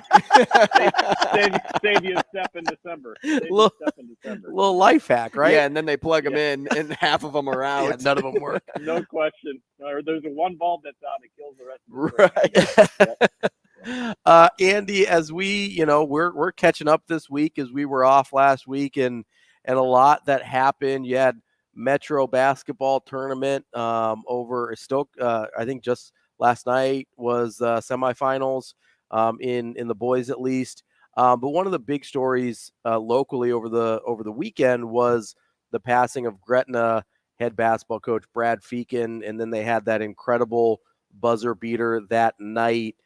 Just in your experience, I know you get to know some of these guys. I don't know how well you knew Coach Feakin, but just how incredible kind of was that moment for the Gretna basketball team to win in that fashion after what they had experienced that day? Well, yeah, I know Coach Feakin a bit. I'm not going to pretend that I know him. I knew him very well, but we did cross paths many times in state tournaments out in Lincoln, and obviously throughout the years covering his teams. And he was always a guy that didn't want to make it about himself. And even when he had his illness begin, he didn't want to make it about himself. He wanted to deflect a lot of the attention to his kids and his players and what they were doing on the court. He was a terrific guy, though, in my dealings with him, and really rubbed off on his players. He was competitive and was fiery, and that obviously was one of the characteristics his teams have shown. And one of the great moments in sports of the whole year happened in that quarterfinal game when they hit that buzzer beater. Now, the magical run ended last night because they ran into a good, solid Omaha Central team in the semifinals, but that does not take away from that moment that, for a kid to hit a buzzer beater on the afternoon after the morning when the coach passes away, it's just one of those things that leaves you. It's unexplainable. Like you can't, it's one of those things. You're just like, well, it just makes you wonder higher beings and all that stuff. It's just one of those cool moments. And really life lesson. I was thinking about this yesterday too. I mean, these kids and some, quite honestly, some of the adults, they've never lost somebody close to them, and so this is a tough deal for everybody involved. And, Gretna's got a very tight community, and that's a benefit in times like these where they can really come together and try to power through a very difficult time.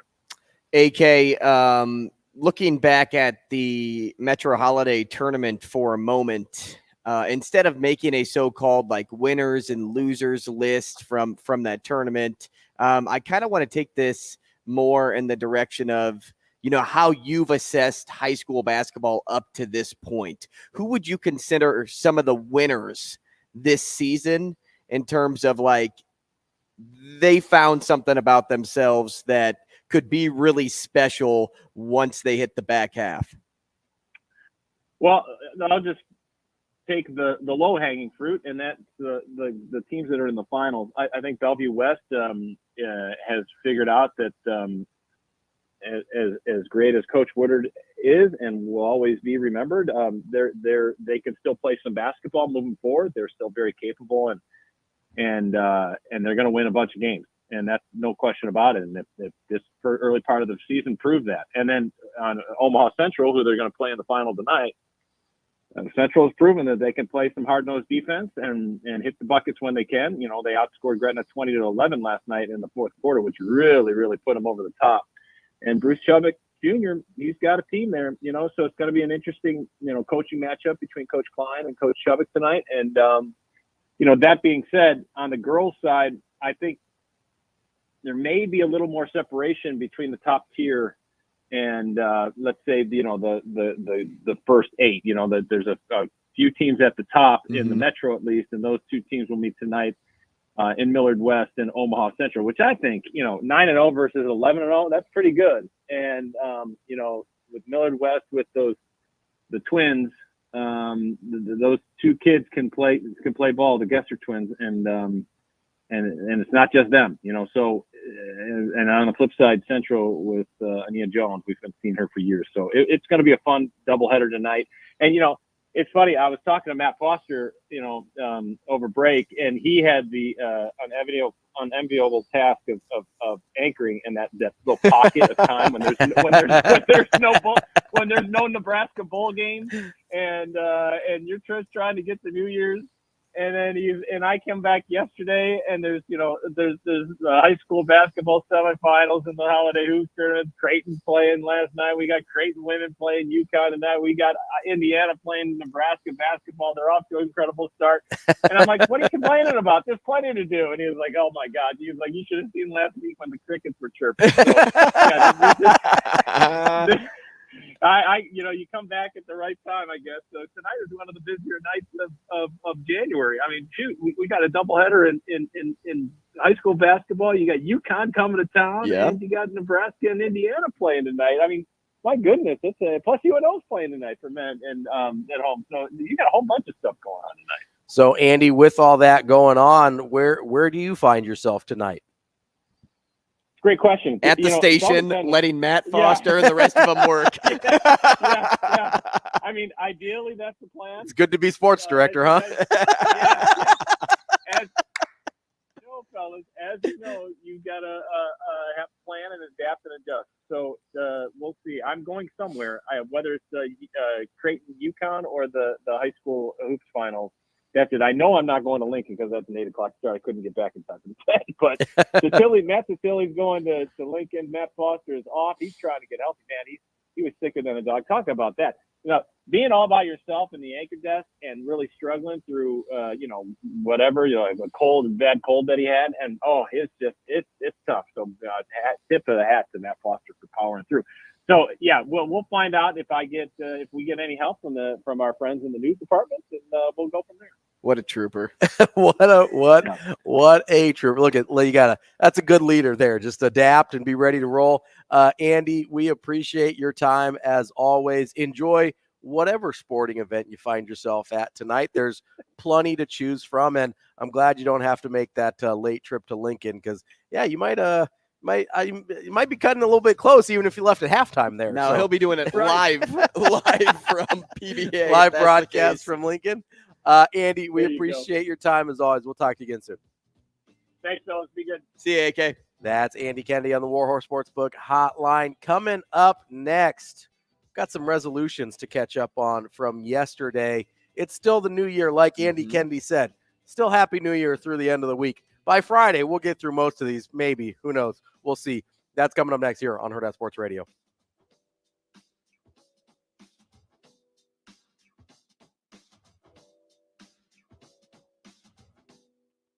We will be back.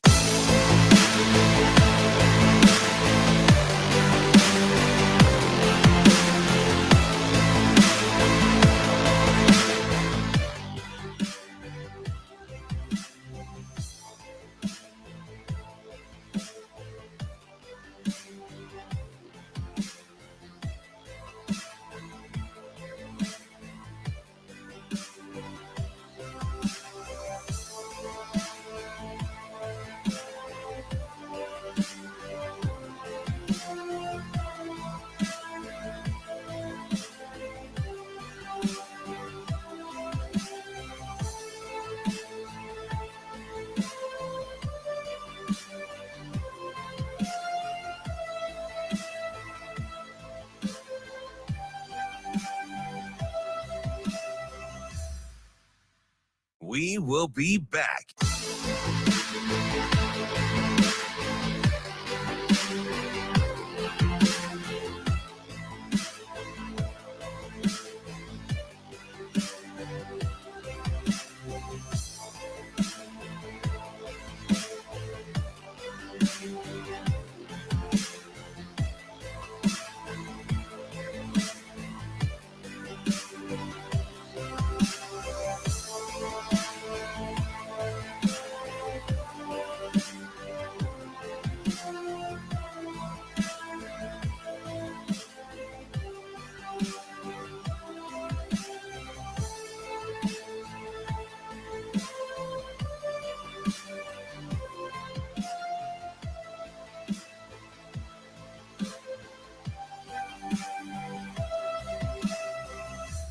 We will be back.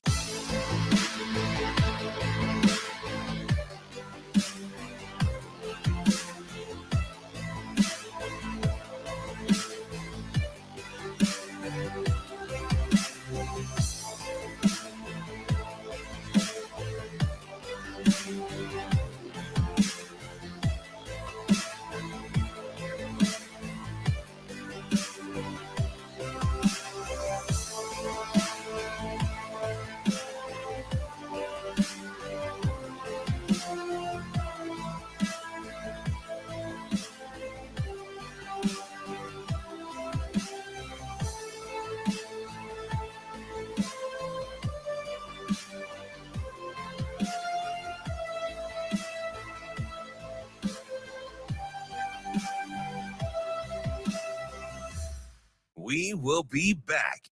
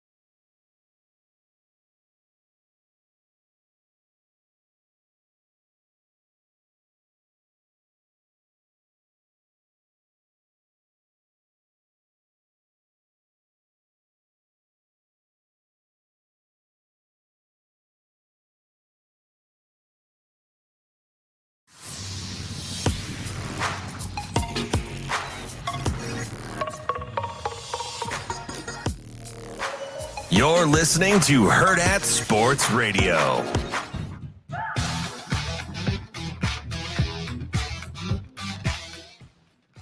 Wrapping up hour number 2 here on Hurrdat Sports Radio on AM 590 ESPN Omaha, ESPN Tri-Cities. I'm Ravi Lulla. Andrew Rogers here with you as well. I want to tell you about our friends at Warhorse Sportsbook. It is just about time for the Warhorse Festival of Games. Visit Warhorse Casino to earn entries into their $100,000, you heard that right, $100,000 prop card challenge and grand prize drawing.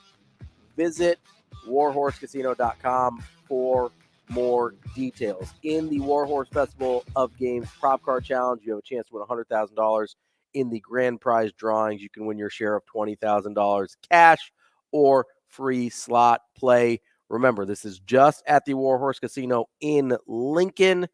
It is free to participate for Warhorse Rewards members. $100,000 prop card challenges for the big football game in February. Just make some simple predictions about the game to be eligible to win. That's warhorsecasino.com for more information, just at the Lincoln location. But if you want to play some sports bets, you can still do that at the Omaha location as well at Horseman's Park. That's Warhorse Sportsbook. No bets, no glory. It's time for to catch up a little bit on our New Year's resolutions. Now, we both had a Nebraska one yesterday. Mine was Dylan Raiola related. Mine was fan-oriented. Yours was fan-oriented about the attitude of fans. We mentioned it earlier this morning as well. You had a couple more Nebraska ones though too. Yeah, there's kind of a few that fall together offensively, but I think it starts here. Okay. I think it's important for this Husker football team to keep offensive coordinator Marcus Satterfield on a short leash. Okay. I think it's important that he gets another opportunity with this offense to try to find a way to patch up the problems that we saw out of that offense last year, because I don't think entirely it was his fault based on how the injury bug hit this team and what he was kind of left with and how he had to adjust. Now, I don't think decision-making was any better in moments. So I think it's still important, though, to give him the opportunity, but keep a tight leash on him. And then it all kind of comes into my next point of finding a way to revamp the red zone offense. Okay. So, yes, adding experience out wide and adding more experience in the running back room to provide depth is important for this team. But in terms of gameplay, getting to the red zone was difficult for this team. At times, yes. They found their points on chunk plays in a lot of games down the stretch more than they did, hey, we're at the 20. Yeah. We're gonna find a way to either run it downhill, run it down your throat, or make a few plays to get into the end zone. They struggled sustaining drives for most of the year. So the number one team was Oregon State this year in success rate in terms of red zone offense. 97%. That's incredible. Good. That's good. Really, really incredible. Yeah. But the Huskers were the third lowest. It's going to make me sad. At 69%. It's not very good. That type of success rate when another team, and I know Oregon State was a really good football team this year, but there were a lot of other teams up there in the high 80s and the low 90s and the mid 90s. Also like 8-4. They were good. They weren't special. Right. Nebraska needs to get to the red zone more, yes, to get that percentage up.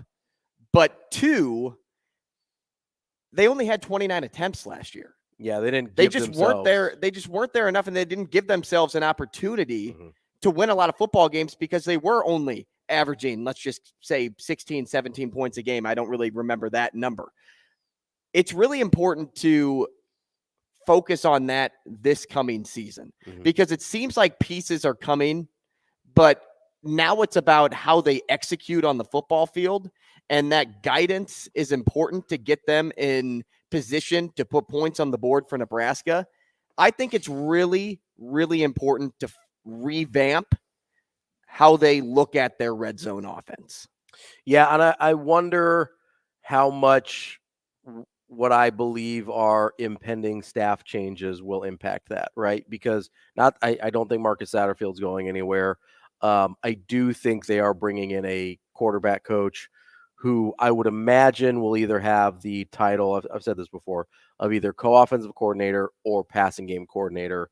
And I believe that's going to be Glenn Thomas. He's currently with the Steelers. I think after the NFL season, we will hear after the regular season, so maybe as soon as this time next week, we will hear an announcement that Glenn Thomas is joining the Nebraska staff. I fully anticipate that to happen.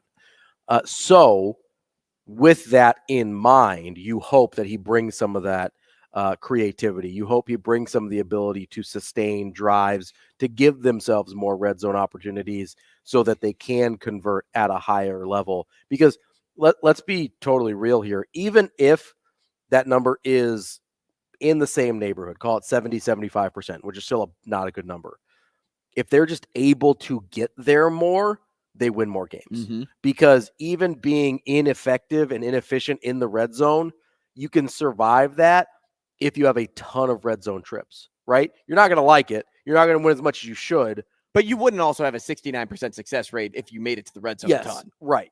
Part of it is, I mean, honestly, I think part of it's game reps, right? Like you don't have very many game reps in those situations to get a comfort level for, oh, this is kind of one of our bread and butter plays down in the red zone, or this is something that we feel confident our guys can execute down in the red zone.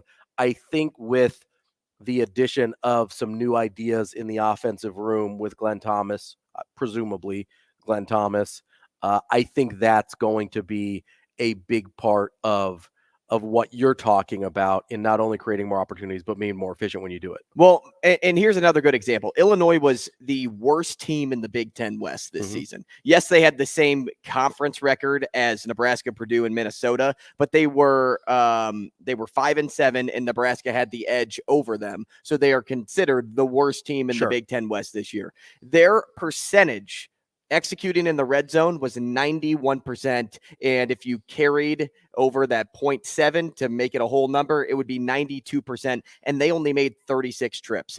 Nebraska made 29. So they made 5 more trips, but they were 92% in the red zone. So yes, that's how I'm talking about. That percentage can really shift in a small number, but it's also not unforeseeable to see them in the neighborhood of, let's just call it Arizona, who made 57 red zone trips this year. Basically twice what Nebraska had. It's not crazy to look at, South Carolina, who made 40 red zone trips in the SEC this year. It's not crazy to look at Virginia Tech, who made 52 red zone trips this year. Like, I'm just trying to find comparable programs outside of Penn State, who was 58 or 64, and Michigan was 62, because that's a little unreasonable for where Nebraska is today. Those are higher level teams that are playing a different level. But Northwestern made it 41 times. How far off is Nebraska from Northwestern? I mean, they shouldn't be far at all. I mean, they should be better than Northwestern. At least talent wise, they should be better than Northwestern, although Northwestern had a great year this year. An improbable great year this year, considering what they were dealing with. But I mean, that's 12 red zone trips. That's an extra red zone trip every game, right? If you're converting that at a 75-80% clip, that's significant point totals that you're adding to your score there, which Nebraska desperately needed. But and Rutgers made it 44 times. Yeah. So to me, the big difference is less percentage, although you do have to convert at a better rate, but it's those opportunities. But it's just getting there more. If you don't that's the whole point of that. If you don't give yourself opportunities, you're not going to be able, you're just not going to score very much. That's the reality of the matter. Yes, chunk plays are nice. You want to have an offense that can get big plays, that can have these home runs, but you sustain drives and win in the red zone, because that's where we saw multiple games. What did we see? It was Wisconsin and Minnesota. Red zone interceptions ended those games. Those types of situations where you're driving to win a game, you're driving to take the lead late. Those are the places that Nebraska didn't execute this year. A, because they didn't get there very often. B, when they did get there, they didn't execute very well. So I think that's a really good point. And I'm hoping, we kind of haven't addressed the elephant in the room here either yet. I'm hoping the Dylan Raiola of it all helps that, but also the potential extra voice in the offensive coaching room helps change that as well. About a minute and a half here. Do you have any other resolutions? Well, the last point that I wanted to add to that too is you tire out of defense when you get to the red zone. And when you score on chunk plays, yes, it's a great thing because you threw a 60-yard bomb to Jalen Lloyd and you got 7 points. But how does that hurt the opposing defense? They just come off the field. They're still fresh. Yeah, they just got beat, but they're still fresh. But if you extend drives, that's how you control the game. That's how you really tire out a team. Think about how that will enhance those final drives, as you were talking about, when you get into the red zone. And this defense had to be on the field for a longer period of time. Well, that's the thing I wanted to talk about, right? Because on the other side of that coin, where we talked about Nebraska's offense not being able to execute late, Nebraska's defense gave up some points late as well because of what you're talking about. They got worn out by other teams rather than the Nebraska offense wearing out other defenses. It's the same side. It's a different side to the same coin, where if you're able to do that, then you're putting your defense, who was very good this year, in a better position to be successful late. There's a difference between just being a good defense and being a good defense late. That good defense late is probably the part where Nebraska needed a little bit more help than what we saw them have this year. And a lot of that does fall on the offense to control the game and the pace and the time of possession a little bit more than what we saw this past season. Coming up next, we're going to talk to Brian Christopherson from Husker 24/7. Nebraska's got some visitors this weekend. 3 of them. At some key positions of need. We will talk to BC about that and more coming up on Hurrdat Sports Radio.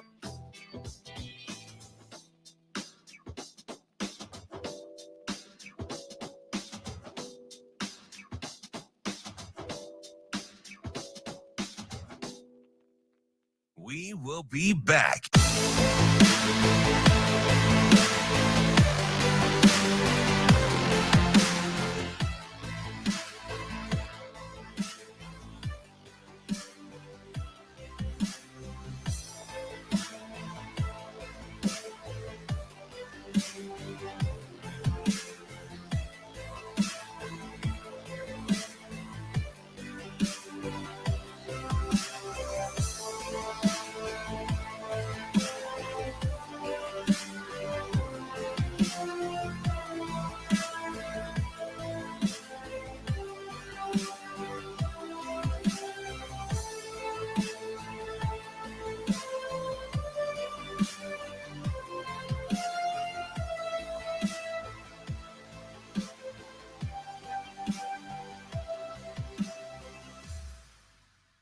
We will be back.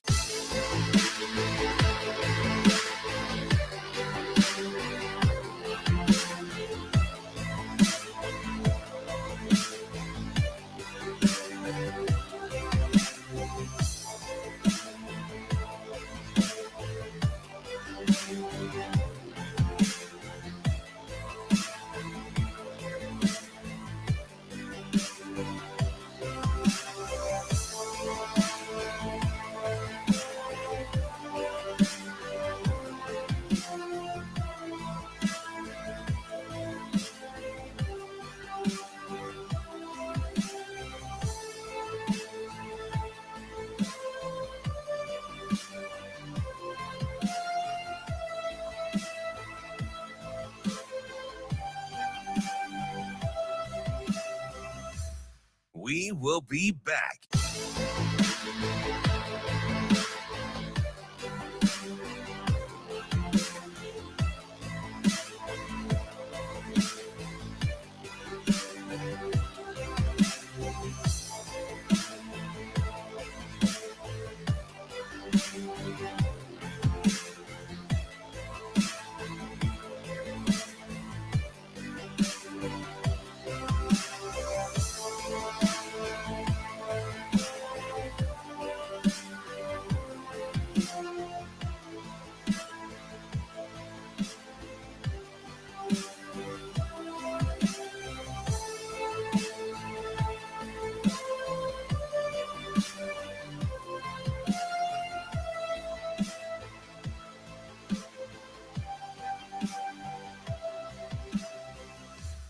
We will be back.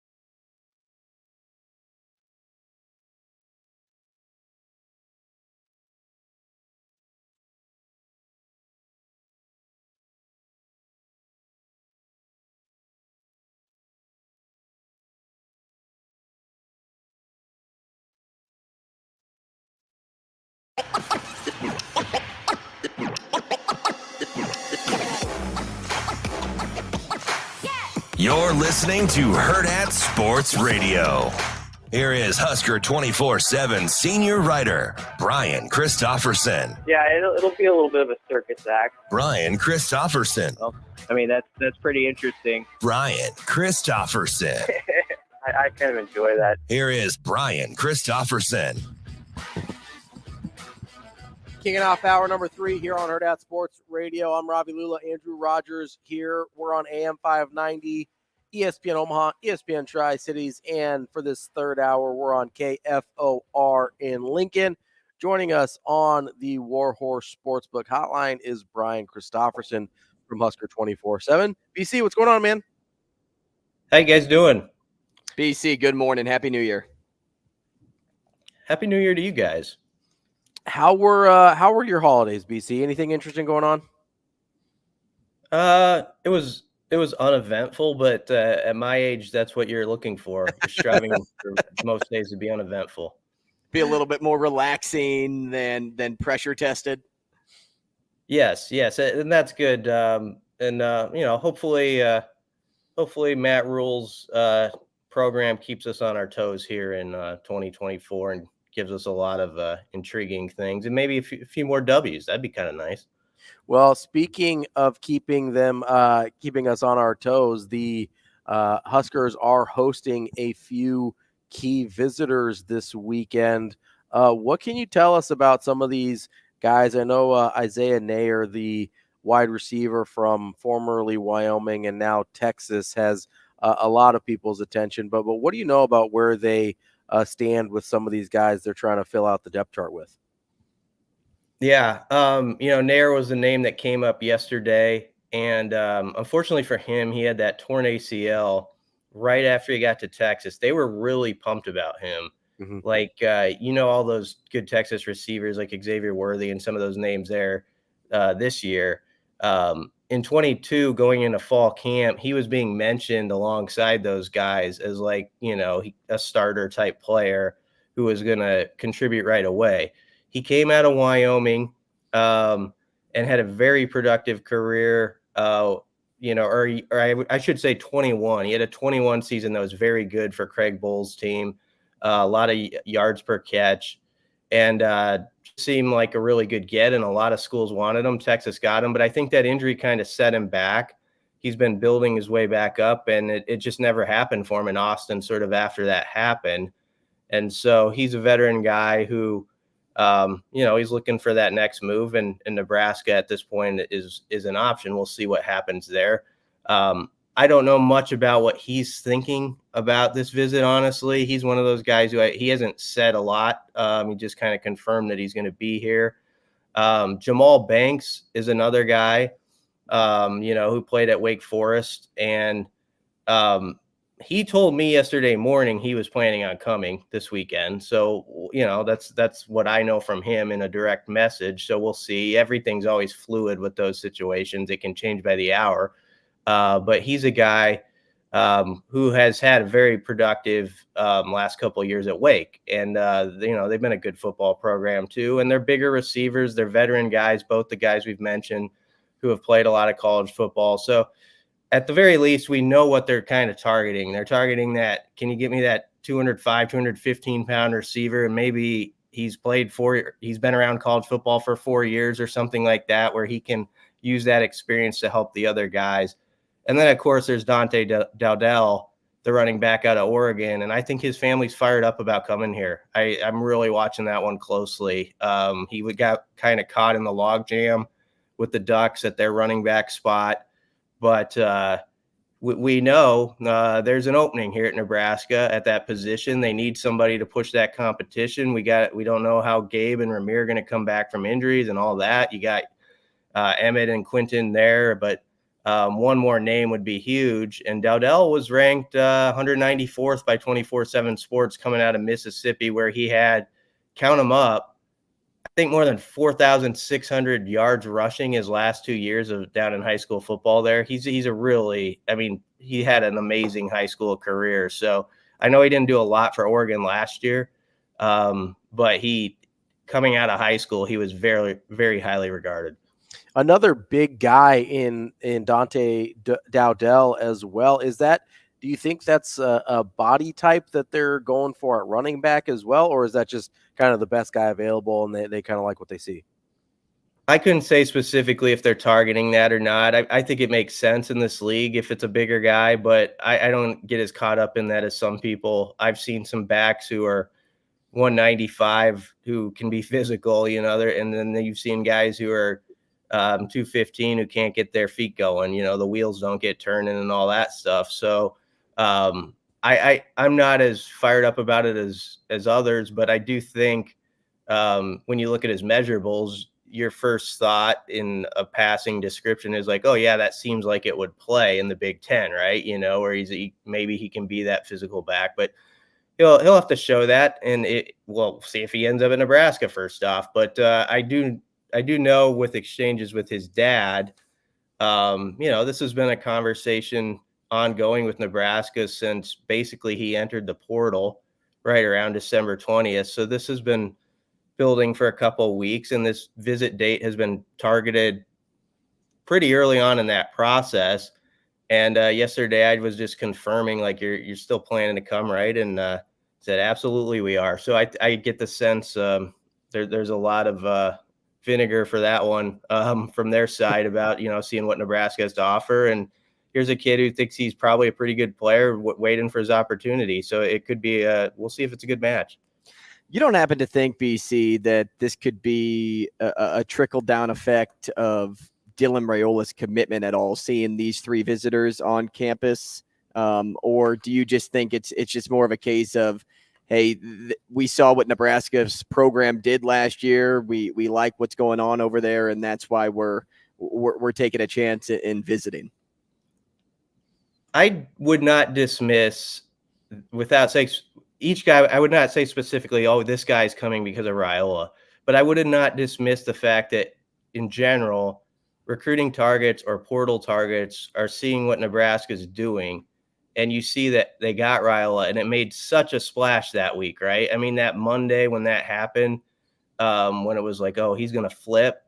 I mean, Nebraska was in the Twitter sphere or the social media sphere, whatever you want to call it, more than I've seen him during the season in a long time on that particular night when it was talking about Dylan Raiola. And there was sort of a, whether it's right or wrong or in the middle, there was the interpretation like Nebraska's going for this. They're getting out the driver, they're going to clear the water here. And I think people took notice of it, and you couldn't miss it if you are a player who is right now considering your options. Like, okay, that's a program that one, you're like, they're going for it. Two, you realize they probably got an NIL situation that's not bad, that maybe is going to be interesting to me. You see the passion that sort of surrounded when Raiola made his decision, and guys say that, man, I could be a rock star there. Like Vincent Shavers, the linebacker from Miami who signed at the end there, him and his father came down that week, and they're kind of an example of this. They were just like blown away by like how much people care about the program here and just how much it means to everybody. And so I think guys do pick up on that. And I will say this as a final answer to that question, Andrew. Jamal Banks, in his exchange yesterday, the receiver out of Wake, I asked him why, and it was just a brief thing, but he mentioned Raiola specifically in his answer. It was a short answer, but whether that's just playing to the crowd a little bit and that's the answer people like or not, he said it. And so that's interesting to me. We're talking with Brian Christopherson, a Husker 24/7. BC, speaking of Raiola and the transfer portal, do you expect Nebraska to try and add any depth in that quarterback room, even if it maybe not a what you would call a starter caliber type guy, but do you expect them to target anybody there for some depth purposes? I don't know if they're going to add anybody at this point. Not immediately. Now, I think you got to remember this thing could open up again after the spring, and maybe you pluck somebody there. And so maybe that's the time to see sort of how guys go through it, where you're at with those quarterbacks. Also, what you have, they've got a couple walk-ons that are kind of interesting to them. And, Rule has always said this. He said, when he's asked about the competition at the position, he's like, I'm the guy who has started a walk-on at quarterback before. So the point being, they're going to give all those guys a look to see, like, yeah, maybe there is a quarterback already in that room who nobody's talking about, who could be a third or fourth guy, like something like that. And so that's kind of my sense, Ravi, is I don't know that it's going to happen right now. I don't expect it at all, actually. But like after the spring, it's one of those things I think you definitely keep a watch on.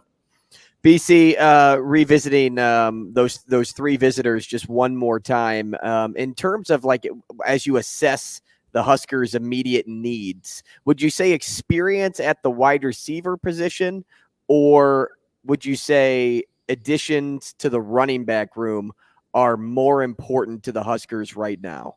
That's a good question. You could do a whole hour on that one, probably. I would say running back to me. I know. I think they need both. Don't get me wrong. Like, I hope they add at least one veteran receiver and a running back. And first off, with running back, if you're going to go that way, he's got to be a guy that you really think deep down can be like a 1 or 2 guy right away. Like, not one of these deals where you're pretty unsure about how it's going to go. Obviously they're going to compete and all that, but you're hoping it's that kind of immediate impact guy. Dowdell, could be an example of that. We'll see.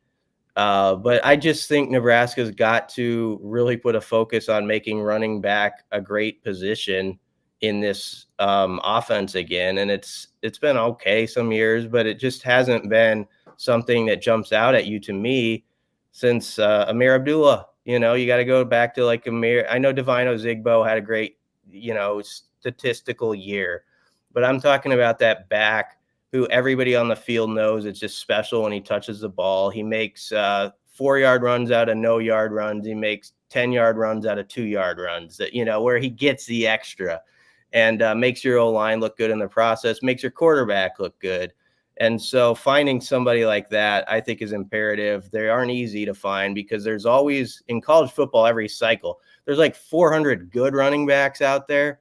Like, okay, they can get you something. And then there's 10 to 12, something like that, who are just great, who take it to another level. When you watch it, you're like, oh, there's something different about them. Can Nebraska find one of those guys pretty soon? I think it would be a huge lift to this program. BC just being so disrespectful about the Jacquez Yant spring game. You didn't get excited about the Yant spring game? Come on, man. I like the Jacquez Yant Northwestern game. That was kind of fun. There we go. Yeah. Yeah, when he had a big day. BC, forgot about that game. I knew there was one game that he went off in the regular season. I couldn't remember which one it was. That makes sense, though. BC, you mentioned that running back room. Am I crazy? Or I'm kind of bullish on the wide receiver room. I know they're young. I know they're inexperienced, but I kind of like a lot of those pieces. Am I nuts? No. That's why I didn't answer receiver. I think they need help. Like, it would be nice if they he's your one receiver. He's a veteran. He's done it. I really like the guy from Wake if he ends up coming this weekend and all that. And maybe Nair's that guy too. But I do think a lot of the young pieces are pretty interesting, not just the ones we know about. Obviously, Lloyd showed us something that he can be explosive. And I think Lloyd did a lot in limited plays. Like, if you actually look at his play count, he was not like a 40 play a game guy, though they were sort of depleted there. He was more in that 18 to 20 range. So I'm kind of curious what happens as he knows more. I think he's going to be really dedicated to figuring out more and all the positions he can do. I think he can be really good. But Demetrius Bell is a guy I'm interested if he can keep putting his head down, doing the stuff behind the scenes. He did it in the fall. If he can do that in the spring, he could be a storyline there because I think from what I gathered, he's pretty impressive as a player, like between the lines and stuff he's done. And so there's some young guys, obviously Malachi, who I think is going to he's going to take a big leap this year. I just think he was figuring it out last season. He already loves to be physical. And he had that quote in the season where he's like, I love to take a man and just move him from his space and put him 10 yards over there. It's something like that. And I was like nodding my head to it, like, yes, so I think he's got the right mentality. So I like a lot of, like you do, that they have there. Add one guy maybe who's a veteran who really fills it out a bit, maybe two. I don't know. It's possible, I guess. And I think they could be okay. They got to have a quarterback who can throw them the ball. I think that was one of their biggest issues last year. BC, one guy you didn't mention was Jaden Doss. That's a guy that they were super high on going into the fall last year before he got injured. I mean, is it totally out of the question that he emerges as maybe one of the, I've heard people talk really highly about Demetrius Bell. Obviously, we know Coleman and Lloyd because we saw him a lot last year. is it possible that Jaden Doss just kind of emerges from behind the scenes and ends up being kind of that guy? Absolutely. Jaden Doss in early August last fall, was going to play right away. Mm-hmm. And then he suffered that hand-arm injury. And so it sidetracked him. He works his way back. By the middle of the season, they throw him in, but they stopped him at 4 games. They wanted to keep their red shirt. I think that speaks to something about they see a lot of value in, like, we want this guy in this program a little while. And also give credit to Billy Kemp, by the way, on this one real quick, because Billy Kemp was pretty banged up, and he kept going out there and took his lumps, and he saved Jaden Doss's red shirt in a way by being able to finish out those games, even though I don't think he was 100%. So I think that's a big deal, and it's absolutely right to bring his name up. I should have mentioned him with the other guys. There's probably someone else I'm forgetting, but Jaden is that kind of player. Ja'Cory Barney, I think, is going to be really interesting out of the Miami area. You know, he's a guy who's very confident in his skills, as all those Miami guys are when you talk to him. It's kind of fun. They're like, yeah, I'm coming in. I'm going to play. He's coming in a week or 2. He's going to be on campus, and here you go. So that'll be a storyline, too. They've got 5 Miami guys coming in, and some of our skill guys, they have struggled with the past staff. That's the past staff at keeping Florida guys here. They've got them here, and then they've left. Can they get those Miami guys to develop and really get a pipeline going there and make it a thing? And that's going to be something to watch too. BC, I want to take a peek at the quarterback position one more time now, because I kind of want to think future here. If you created a timeline of events to describe the quarterback room this offseason all the way up to the first game of the season. So skip past spring, the spring game, the summer, fall camp, everything. Skip all the way to the start of next season. How do you think things shake out? Who do you think the staff adds, if any? Because you kind of already alluded to the fact that you don't feel like super confident that they are just going to add somebody else to that room. And 3, what needs to be seen in order for you to lock in a starter comfortably? I'd be kind of surprised if they lock in a starter after the spring. First off, when we're talking timeline, I think they'll play that through the fall, knowing the way this staff operates, or just having watched them the last season. I think they're going to want to keep that competition kicking. The thing that would I'd want to see the most is security with the ball. You know, like if we go back to last spring, guys, we were told what was going to happen before it happened, and we maybe didn't want to believe it. If you go the spring game, I mean, it was sloppy. They just fumbling, they fumbled the ball all over the place in that game. I think they had lost it. They put it on the rug 8 or 9 times. And the week before that spring game, they had a big scrimmage, almost as important to them as the other one that everyone sees. And Rule came out and told the press, yeah, there's good things, but we turned it over a bunch of times, just unforced stuff. And they had another practice where that happened. And so when you kind of look back on it, you're like, man, all March and April, we were told that they're just like dropping the football over there. And there was obviously hope they're going to get that corrected and stuff. But I think in the spring with those quarterbacks, even if there's some easy stuff, and there's going to be turnovers, of course, but you don't want to see just the silly giveaways. It's like, here you go. Here's a gift. To the defense, which then worked its way to Boulder, Colorado, like here's a gift to the defense. So I'm hoping from the quarterback spot that there's talk about pretty clean play for young guys, and that it's true. And then I think that the timeline is you don't make that decision until mid-August on who the starter is, because I don't think anyone's going anywhere of those 3 scholarship guys. So I don't think they're in a bind now at this point. With Chubb out the door, the Heinrich seems like he's dedicated to helping this team somehow. And the other guys are just getting started. So they're not going to run away yet. So I think you could take your time with that and just keep that thing rolling. And then maybe in the summer when that portal window is open again, you evaluate, do we need somebody, or can we maneuver this where it helps to add another guy, or do we have that 4th QB maybe in a walk-on or something? I think that's what you got to get out of the spring. BC, we've got about 3 minutes left here. I wanted to switch gears to basketball, if that's okay. Obviously, huge game. Yeah, Nebraska ball has a huge game against Indiana tonight. Start of a 5-game stretch that's really important for them. After Indiana at home tonight, they go at Wisconsin, number 21 in the country. Then they've got number 1 Purdue at home, and then they go at Iowa, at Rutgers, which is one of the toughest places to play in the country. Judging by this next stretch here, where I think you've got to get at least 2 wins to kind of keep your momentum going for Nebraska, how important is this game against Indiana tonight?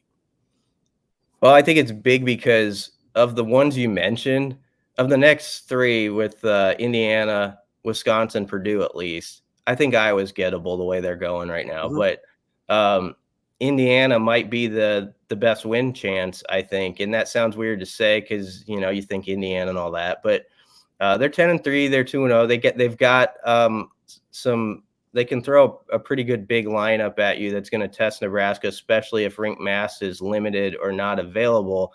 And yet, I've watched them play a couple times this year, and I've thought if Nebraska brings it on the defensive end and attacks the glass, and even if they can just make it a standoff where it's even on the boards, I think Nebraska has a good shot tonight, especially at home. Should be an energized crowd. The thing that's going to be interesting, guys, is how this Husker team deals with sort of the expectations and weight of this game, because where this team has hit some potholes this year is actually when people have kind of leaned in to watch, right? I mean, when it was that Creighton game and then, all right, get the Big Ten started against Minnesota, and they blew it in the second half. Then everybody kind of fell off. And then Nebraska rallied sort of in that week. There's still people paying attention, but I think some people are kind of like, this isn't going to go anywhere. And then Nebraska got going again in that week when nobody was really as fired up about it, and rebuilt their season. Good for them. But this is the type of game now where everybody's back on it and they're like, come on, give me hope. And they gotta go just be that team that wins the 50-50 balls and doesn't give up, 15 offensive boards tonight, that sort of thing. And it'd be huge to get this one because the next 2 are going to be difficult, and you're working rink back. Mm-hmm. It's not an easy situation because of the mass injury. That's what's unfortunate. You wish they were just full go and rink was healthy as could be, but we'll see what he can do, if he can do anything tonight. That'd be big. That's Brian Christopherson from Husker 24/7 BC. We appreciate your time as always. We'll talk to you next week. Yeah, thanks for having me, guys. Happy New Year. Thanks, BC. That's our friend Brian Christopherson from Husker 24/7. I want to tell you real quick about our friends at Dyer Law. I tell you all the time about how they can help you with personal injury claims, but they also have another area of expertise, and it's workman's comp.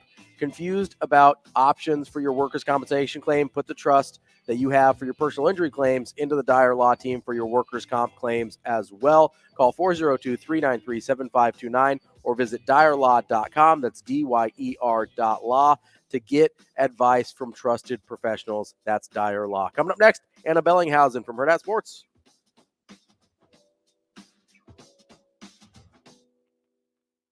We will be back.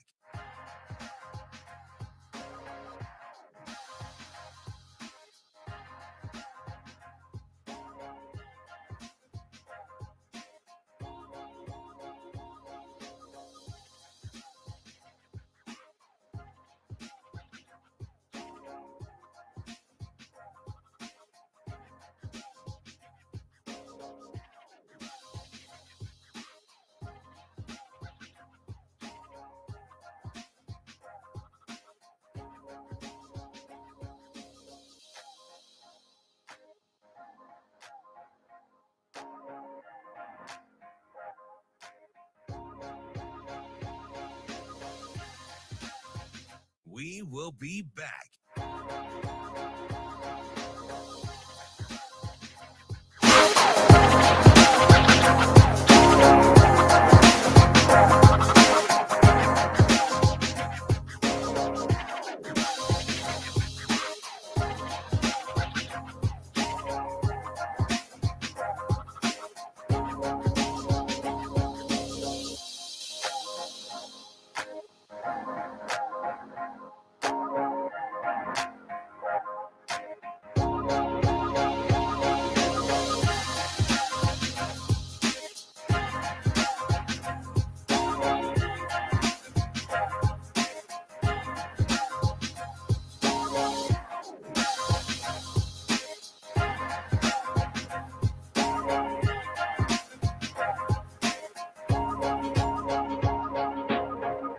We will be back.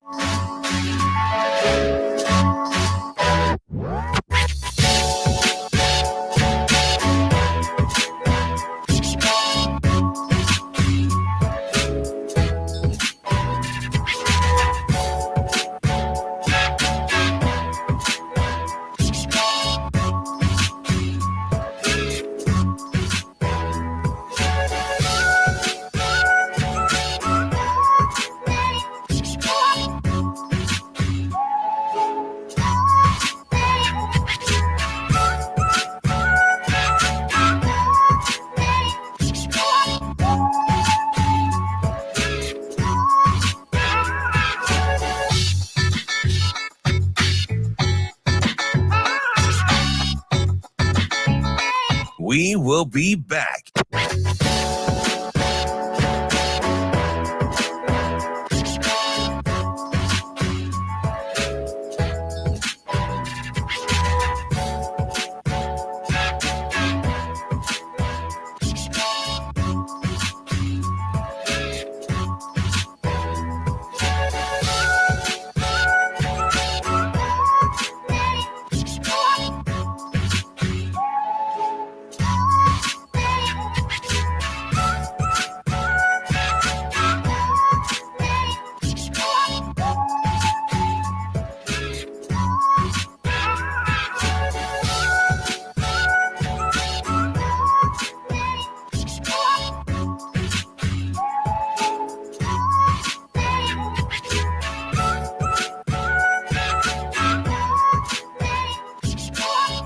We will be back.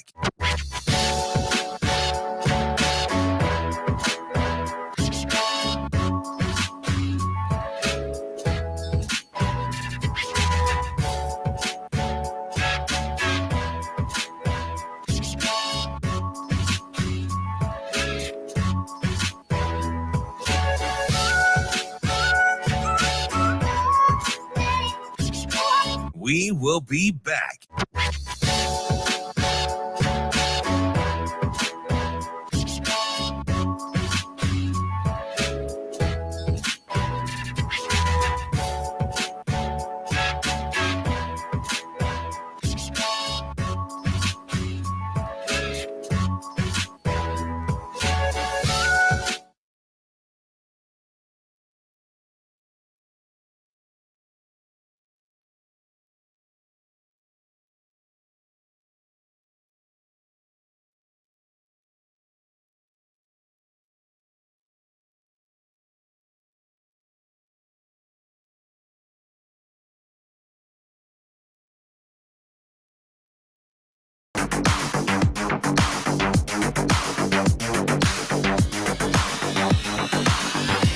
You're listening to Hurrdat Sports Radio.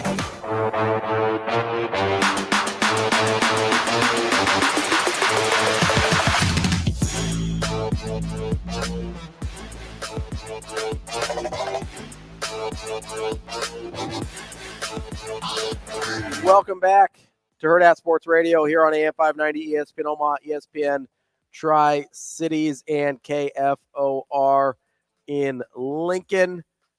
I'm Ravi Lulla, Andrew Rogers here with me. We're live from the Hurrdat Sports Bar and Grill on the H&H Chevrolet stage. You can also catch us on Twitter, YouTube, and Facebook on the video stream.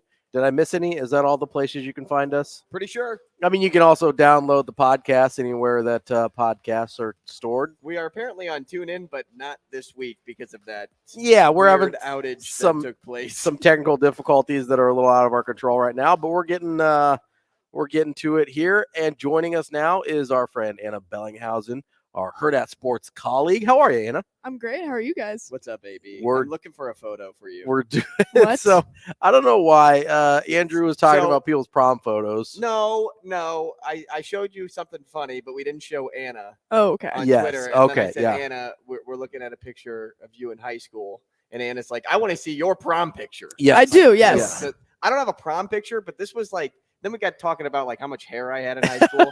So like, this is like the head of hair I had when I was a senior. I had a lot. You were rocking the Bieber I cut? had a lot of hair. Let me Definitely see- Justin let me see Bieber here. inspired. Yeah. Let's see here. Yep. Oh, that is a swoop. Let's show the camera here. Show the people. So that's A-Raj there in the with my fat head. Yeah, holding his own fat head, not the Oh, one with boy. the hat on. He's the other Looked guy. like a heartbreaker. I was 3 months and done in high school. That's a true statement. So there's the Andrew Rogers. Yeah, like look at this Bieber hair. sway. Yeah, that Wow. is man, that is straight Bieber hair right there. Anna, how was your Christmas break? It was awesome. I got out to Colorado to visit my parents. Okay. Got to hang out in the mountains and with our new puppy Moose. He is a handful out there, but Terrific puppy name. yes, very good one for Colorado as well. And then I got a debut on CBS Sports Network. Shane, Okay, where's the clap? yeah, Where's the there clap? we Come go. on. Shane, I'm waiting. We're just gonna keep clapping until Shane figures it out. Come on, Shane. Well, no, I didn't say Thanks, for you Shane. to turn on your mic and then clap. Like get the sound effect rolling. No, that was awesome. Started up in Grand Forks, which I'd never been to Grand Forks. Lovely people up there. I can't imagine it's a place you'd want to live. Especially Not in the never winter. know. Not in the winter. I don't know. Like It's, at this time of year, no way. Well, luckily I got up there and it was about 30 degrees and Okay.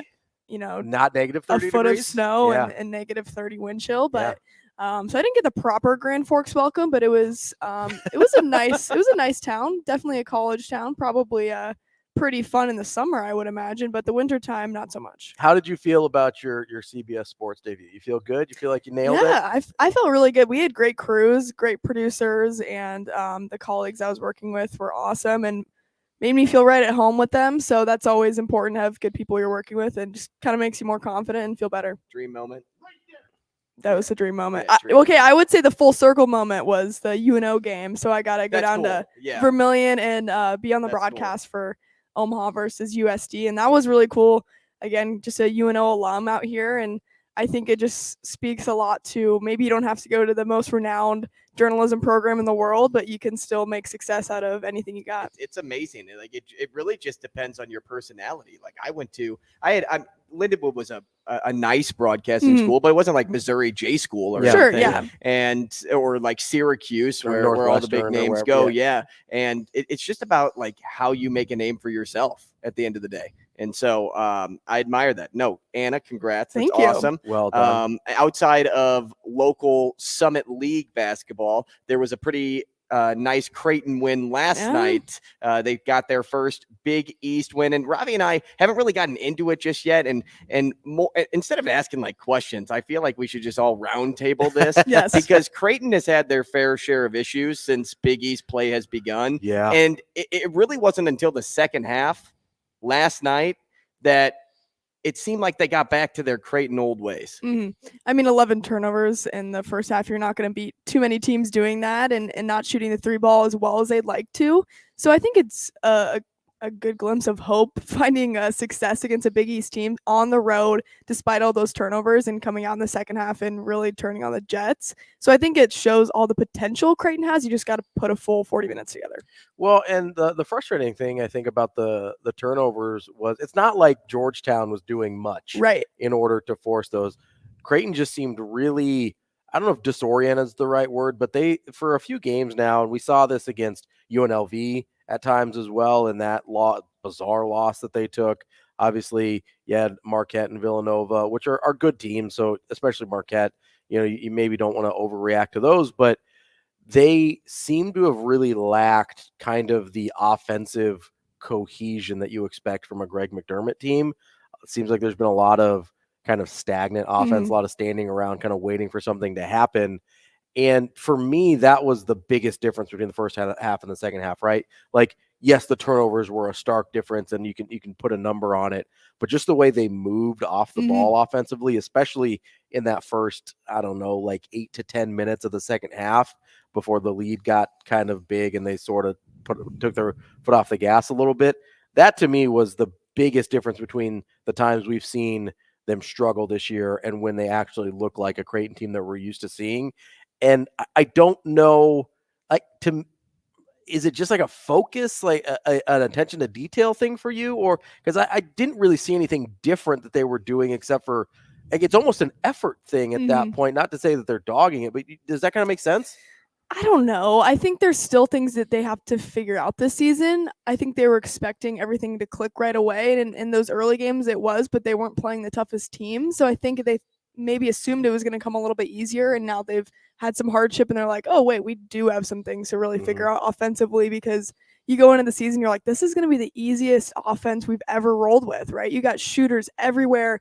You're never missing a shot, but oh no, you have 3 guys having bad shooting nights. What are you going to do about it, right? Well, and it seems like Shireman's taking on a bigger role, which is nice to see, but I don't think that is sustainable in a way either. Another point that, Ravi had brought up to me last night was, is Kalk open and guys are just missing him, or is he struggling to get open? And that's something that I've been battling, because there have been times where I'm like, feed him the ball, just get the ball inside. And then there's other times where I'm like, man, these guys just can't find a way, because defenses are just packing the inside and double and triple teaming Kalkbrenner.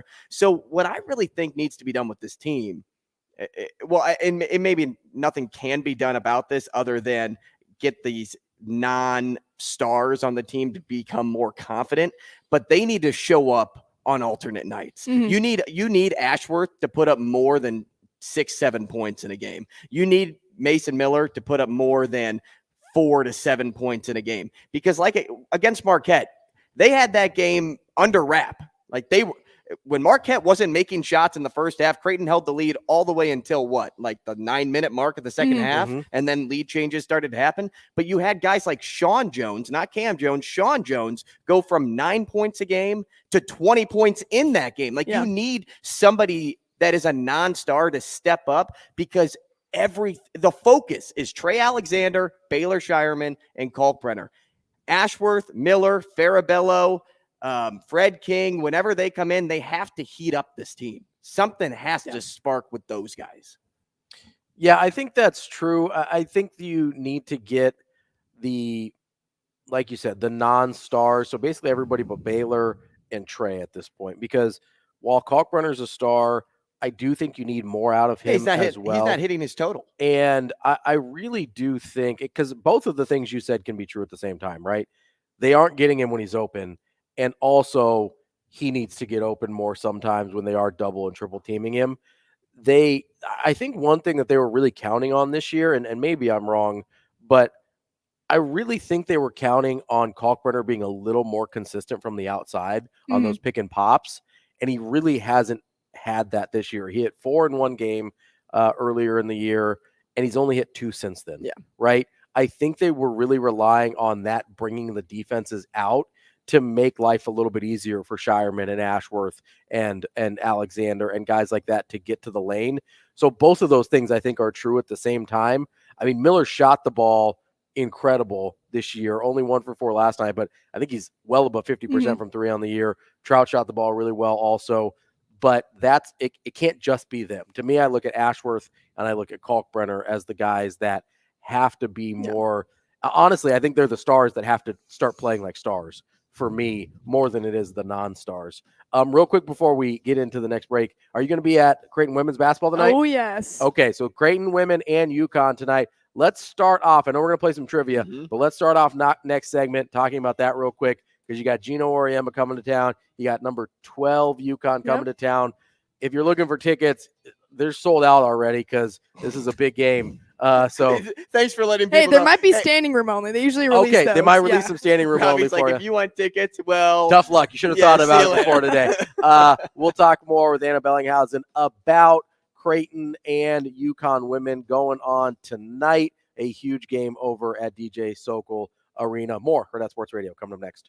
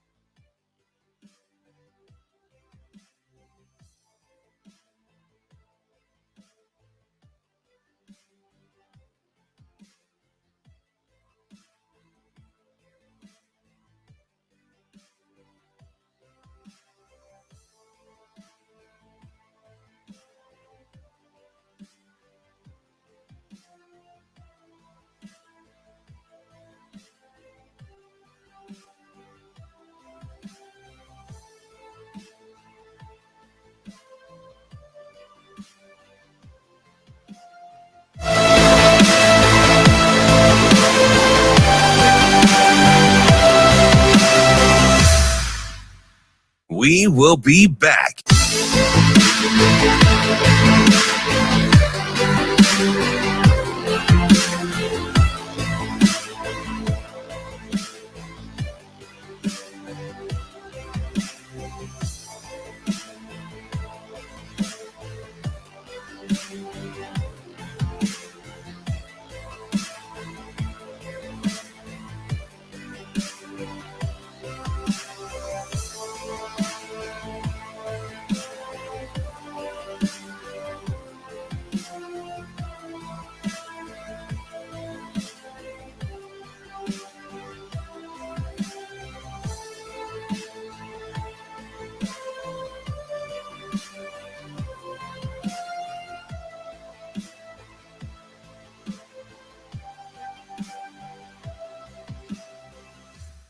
We will be back.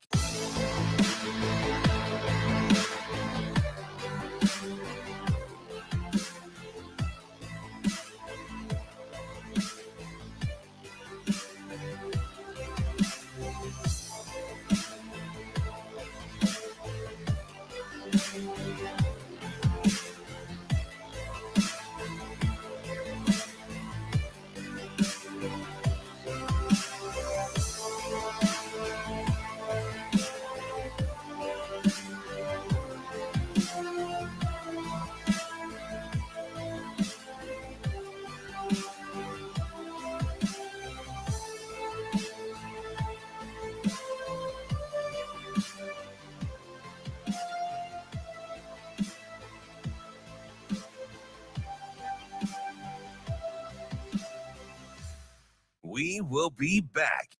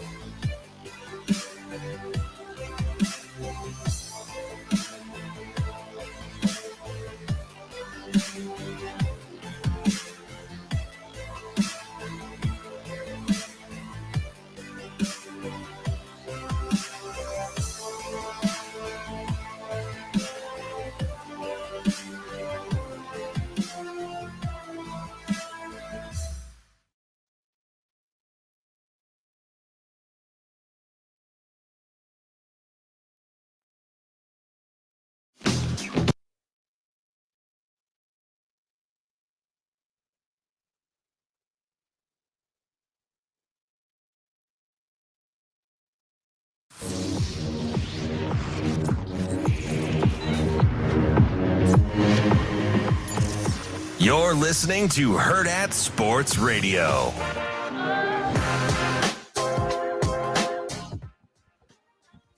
Welcome back as we wrap up the show here on a Wednesday on Hurrdat Sports Radio. I'm Ravi Lulla, Andrew Rogers here with me, as well as Anna Bellinghausen joining us here today. We're live on AM 590 ESPN Omaha, ESPN Tri-Cities, and KFOR in Lincoln. I want to tell you real quick about our friends at Dingman's Collision Center. They have been family-owned and operated in Omaha for over 25 years. They've got 4 great metro area locations, and they've been voted first place best of Omaha for 18 years running. Part of that is because they invest in the latest technology. They can work on any make and model. I know my guy Andrew's got an appointment coming up here in a little bit. I know I'm going to be carless for like 2 weeks because he's got his Ford that he needs to take in there. No matter what you got a Ford, you got a Tesla, whatever. You can go get checked out at Dingman's Collision Center. They also invest in the community with their give back program. They give back with every car repaired. Go check out dingmans.com for more information. All right, Anna, we were talking about the Creighton women's team. They play a huge game tonight with their matchup against UConn. That is at 6 p.m. start on over at DJ Sokol Arena. And you're going to be there. Mm-hmm. Yeah. This is a 10-2 Creighton team. They've gotten off to another good start. Yeah. Their only losses this year, they lost a close one at Marquette, which is a really tough game. And then they had kind of a bizarre loss at Green Bay earlier in the year as well. But overall, this is a team that's playing really good basketball again for Coach Flannery. What are some of the things you're looking for tonight in this matchup where UConn is maybe not quite as dominant as they've been in years past? That's kind of been one of the last mountains for Coach Flannery's team to climb is getting that UConn win. Probably as good of an opportunity tonight as they've had probably since they've come into the Big East. I would say so, but it's funny though, because this is the first year in 2 years that Paige Beckers is back out on the court, but I do feel that Creighton has a really good opportunity to win, and I think that goes to credit of the senior leadership on this team and how many shooters they have, how many options this Creighton squad has, and I would say they're playing with a lot of confidence right now. And I talked to Emma Ronsick last night, and she was telling me about how she's excited to see Paige Beckers on the court and knows that it makes it for a tougher matchup. But she's like, I think we're a better team compared to those past 2 years, to where I think they should be a little worried too about us being a tougher team to play. You go back to the matchup last year in February in Stores, it was 72-70, just a 2-point loss between a really great UConn team and a Creighton team that was finding its way in the top 25. And now you get a number 12 UConn team, which is a little bit below, if you want to say, their standards. Sure. And then there's a Creighton team at 21, kind of right where they probably expected to be. So I think it's a huge opportunity at home. The place will be rocking. There's more UConn fans in Omaha than you would imagine on this night. Lots of little girls lining up to meet Paige Beckers, and that's one of my favorite things to see every year, because it just shows how much the game grows every year. But it's going to be a good one, and I'm hoping for a Creighton win, because they've lost 7 times in program history. They've never beat UConn, and I think it would be a really good night to beat them. Paige Beckers is good for women's basketball. Yeah, just like Caitlin Clark is. Caitlin Clark. I mean, last night, holy crap. So that's why it's great to see a player like her in the lineup versus traveling with the team or on the bench, or maybe, she's going through rehab. Having her just in town isn't just big for the game itself or, the players in terms of competition, but it's great for the city here in Omaha, because you will get people that are Creighton fans traveling to go see Paige Beckers play just because they're playing, or she's playing their team. And just a regular basketball fan off the street. And so they come watch UConn play, and they're like, whoa, this Creighton women's team is actually really good as well. I'm going to invest and buy more tickets or buy some gear. It's just good for the whole sport. Well, make sure you keep an eye out on Creighton's social media, see if they release any standing room only tonight. They are currently sold out, so you might have to just try and watch through the windows there at DJ Sokol Arena. No, we'll see if they'll release some standing room only tickets tonight as well. They, like Anna said, they usually do for these big matchups like they've got tonight against UConn. Andrew, let's play trivia. Robbie, get out of here. It's trivia time. Peace out. Take your phone.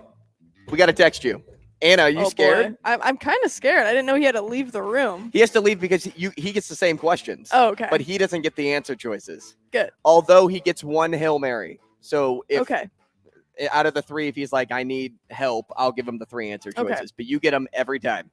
All right, Anna, you ready to go? I think so. All right. Hopefully you were nice to me today. Question number 1. Sports trivia for all you out there if you'd like to play at home. Besides the Pistons, the Detroit Pistons, who also holds the record for most consecutive losses in an NBA season? Is it the Cavs, the Sixers, or the Rockets? I'm going to go Sixers. Question number 2. What are the only 2 schools that have produced a number 1 overall pick in the NFL, MLB, and NBA drafts? Is it LSU and Texas, LSU and UCLA, or UCLA and Texas? LSU, UCLA.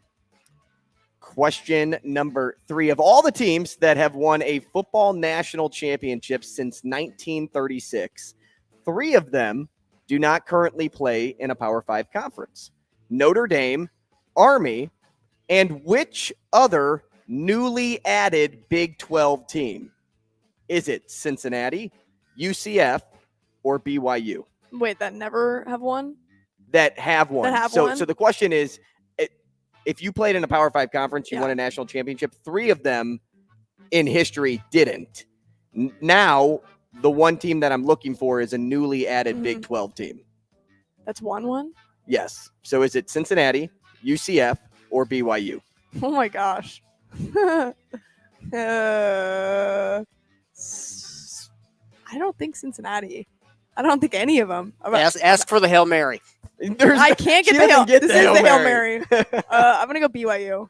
And your tiebreaker question, how many games did the Pistons lose last season? So this is just closest to. Just overall record. No, just their losses. I'm looking for only their losses. Yeah. I'm gonna go 41. 41. Thank you, Anna. How do you feel you did? I definitely got 2 at least wrong. Right. Ravi, I'm not feeling good, but whatever. Ravi, as you make your way back up to the stage, I just asked Anna how she felt she did. She said, I feel like I've got at least 2 wrong. and end quote. So these ones were tricky today. They were kind of hard. But I think they weren't NBA. Okay, so I don't pay attention to 2 as wrong out of what? 3 questions? Out of 3 questions. That's not great, So Anna. I'm not feeling confident. And you know what? Ravi kind of has an advantage on the first question because he's a huge NBA nut. Okay. Uh-oh. That was not fair. A lot of pressure here. If you did only NFL. Hey, like I told you though, and I'll read the question first. Besides the Pistons, who also holds the record for most consecutive losses in an NBA season? I'm going to go 76ers. So before I give that answer, context, I told Anna yesterday, I'm a timely guy with my trivia question. That's fair. So the Pistons are a timely story. Yeah. And then, as the questions go on, Robbie will hear more. Question number 2. What are the only – that didn't make sense. What are the 2 schools? I said this is ridiculous. I'm taking out the word only. When I read that the first time, it didn't sound right either. What are the 2 schools that have produced a number 1 overall pick in the NFL, MLB, and NBA drafts? Okay. LSU is one of them. Because you've got, LSU is one of them. NFL, MLB, NBA. NFL, MLB, NBA. Ooh, I don't think Kansas has done baseball. Has USC done basketball? They've had a couple number 2 picks. Shoot. Can I get my options on this one? Yes, you may. Hail Mary for Robbie. Is it LSU and Texas, LSU and UCLA, or UCLA and Texas? Okay, so LSU is definitely one of them. So it's either Texas or UCLA. Were those the ones matched up? Yep. Okay, so UCLA has had – I don't know that UCLA's had – Troy Aikman is football. You've got basketball with, I assume, Kareem. Does Texas have – I don't think Texas has a number 1 overall pick in basketball. So I'm going to go LSU, UCLA. And question number 3. Of all the teams that have won a football national championship since 1936. Okay, what is that, the AP poll era? That is correct. Okay. 3 of them do not – 3 of them do not currently play in a Power 5 conference. Ooh, okay. Notre Dame. Yep. Army. Yep. And which other newly added Big 12 school? BYU. And the tiebreaker question, how many games did the Pistons lose last season? I don't know. They were bad. I'm going to say 57. Thank you, Robbie. All right, let's go through the answers. So we had like the same answers. Way to spoil it, Anna. Well, the viewers know. All right, let's go through them. Well, right. Ravi didn't. I didn't know. I'm just sitting here. Maybe All I right, am besides smart. the Pistons, who holds the record for most consecutive losses in an NBA season? Is it the Cavs, the Sixers, or the Rockets? You both said the Sixers. You both are correct. Nice. Wow. Well done, Anna. What are the 2 schools that have produced a number 1 overall pick in the NFL, MLB, and NBA drafts? You both said LSU and UCLA. You both are Oh my correct. gosh. Nailed it. Of all the teams that have won a football national championship since 1936, 3 of them do not play in a Power 5 conference. Notre Dame, Army, and which other newly added Big 12 school? You both said BYU. You both are correct. Nice. Wow. So the tiebreaker question, how many games did the Pistons lose last season? Anna, you said 41. Ravi, you said 57. The answer is 59. Oh, Dang it. I was close. I knew I should You have gone were. higher. You I knew I were. should That have was gone a higher. good. That was a good one though. Anna, well Anna. done. 3 for Thank you. 3. I'm impressed. Thank I'm you. impressed. I'm impressed with myself. Wow. I was really unsure. That's the show for today. Anna, much better at trivia than Shane. We'll see you tomorrow on Hurrdat Sports Radio.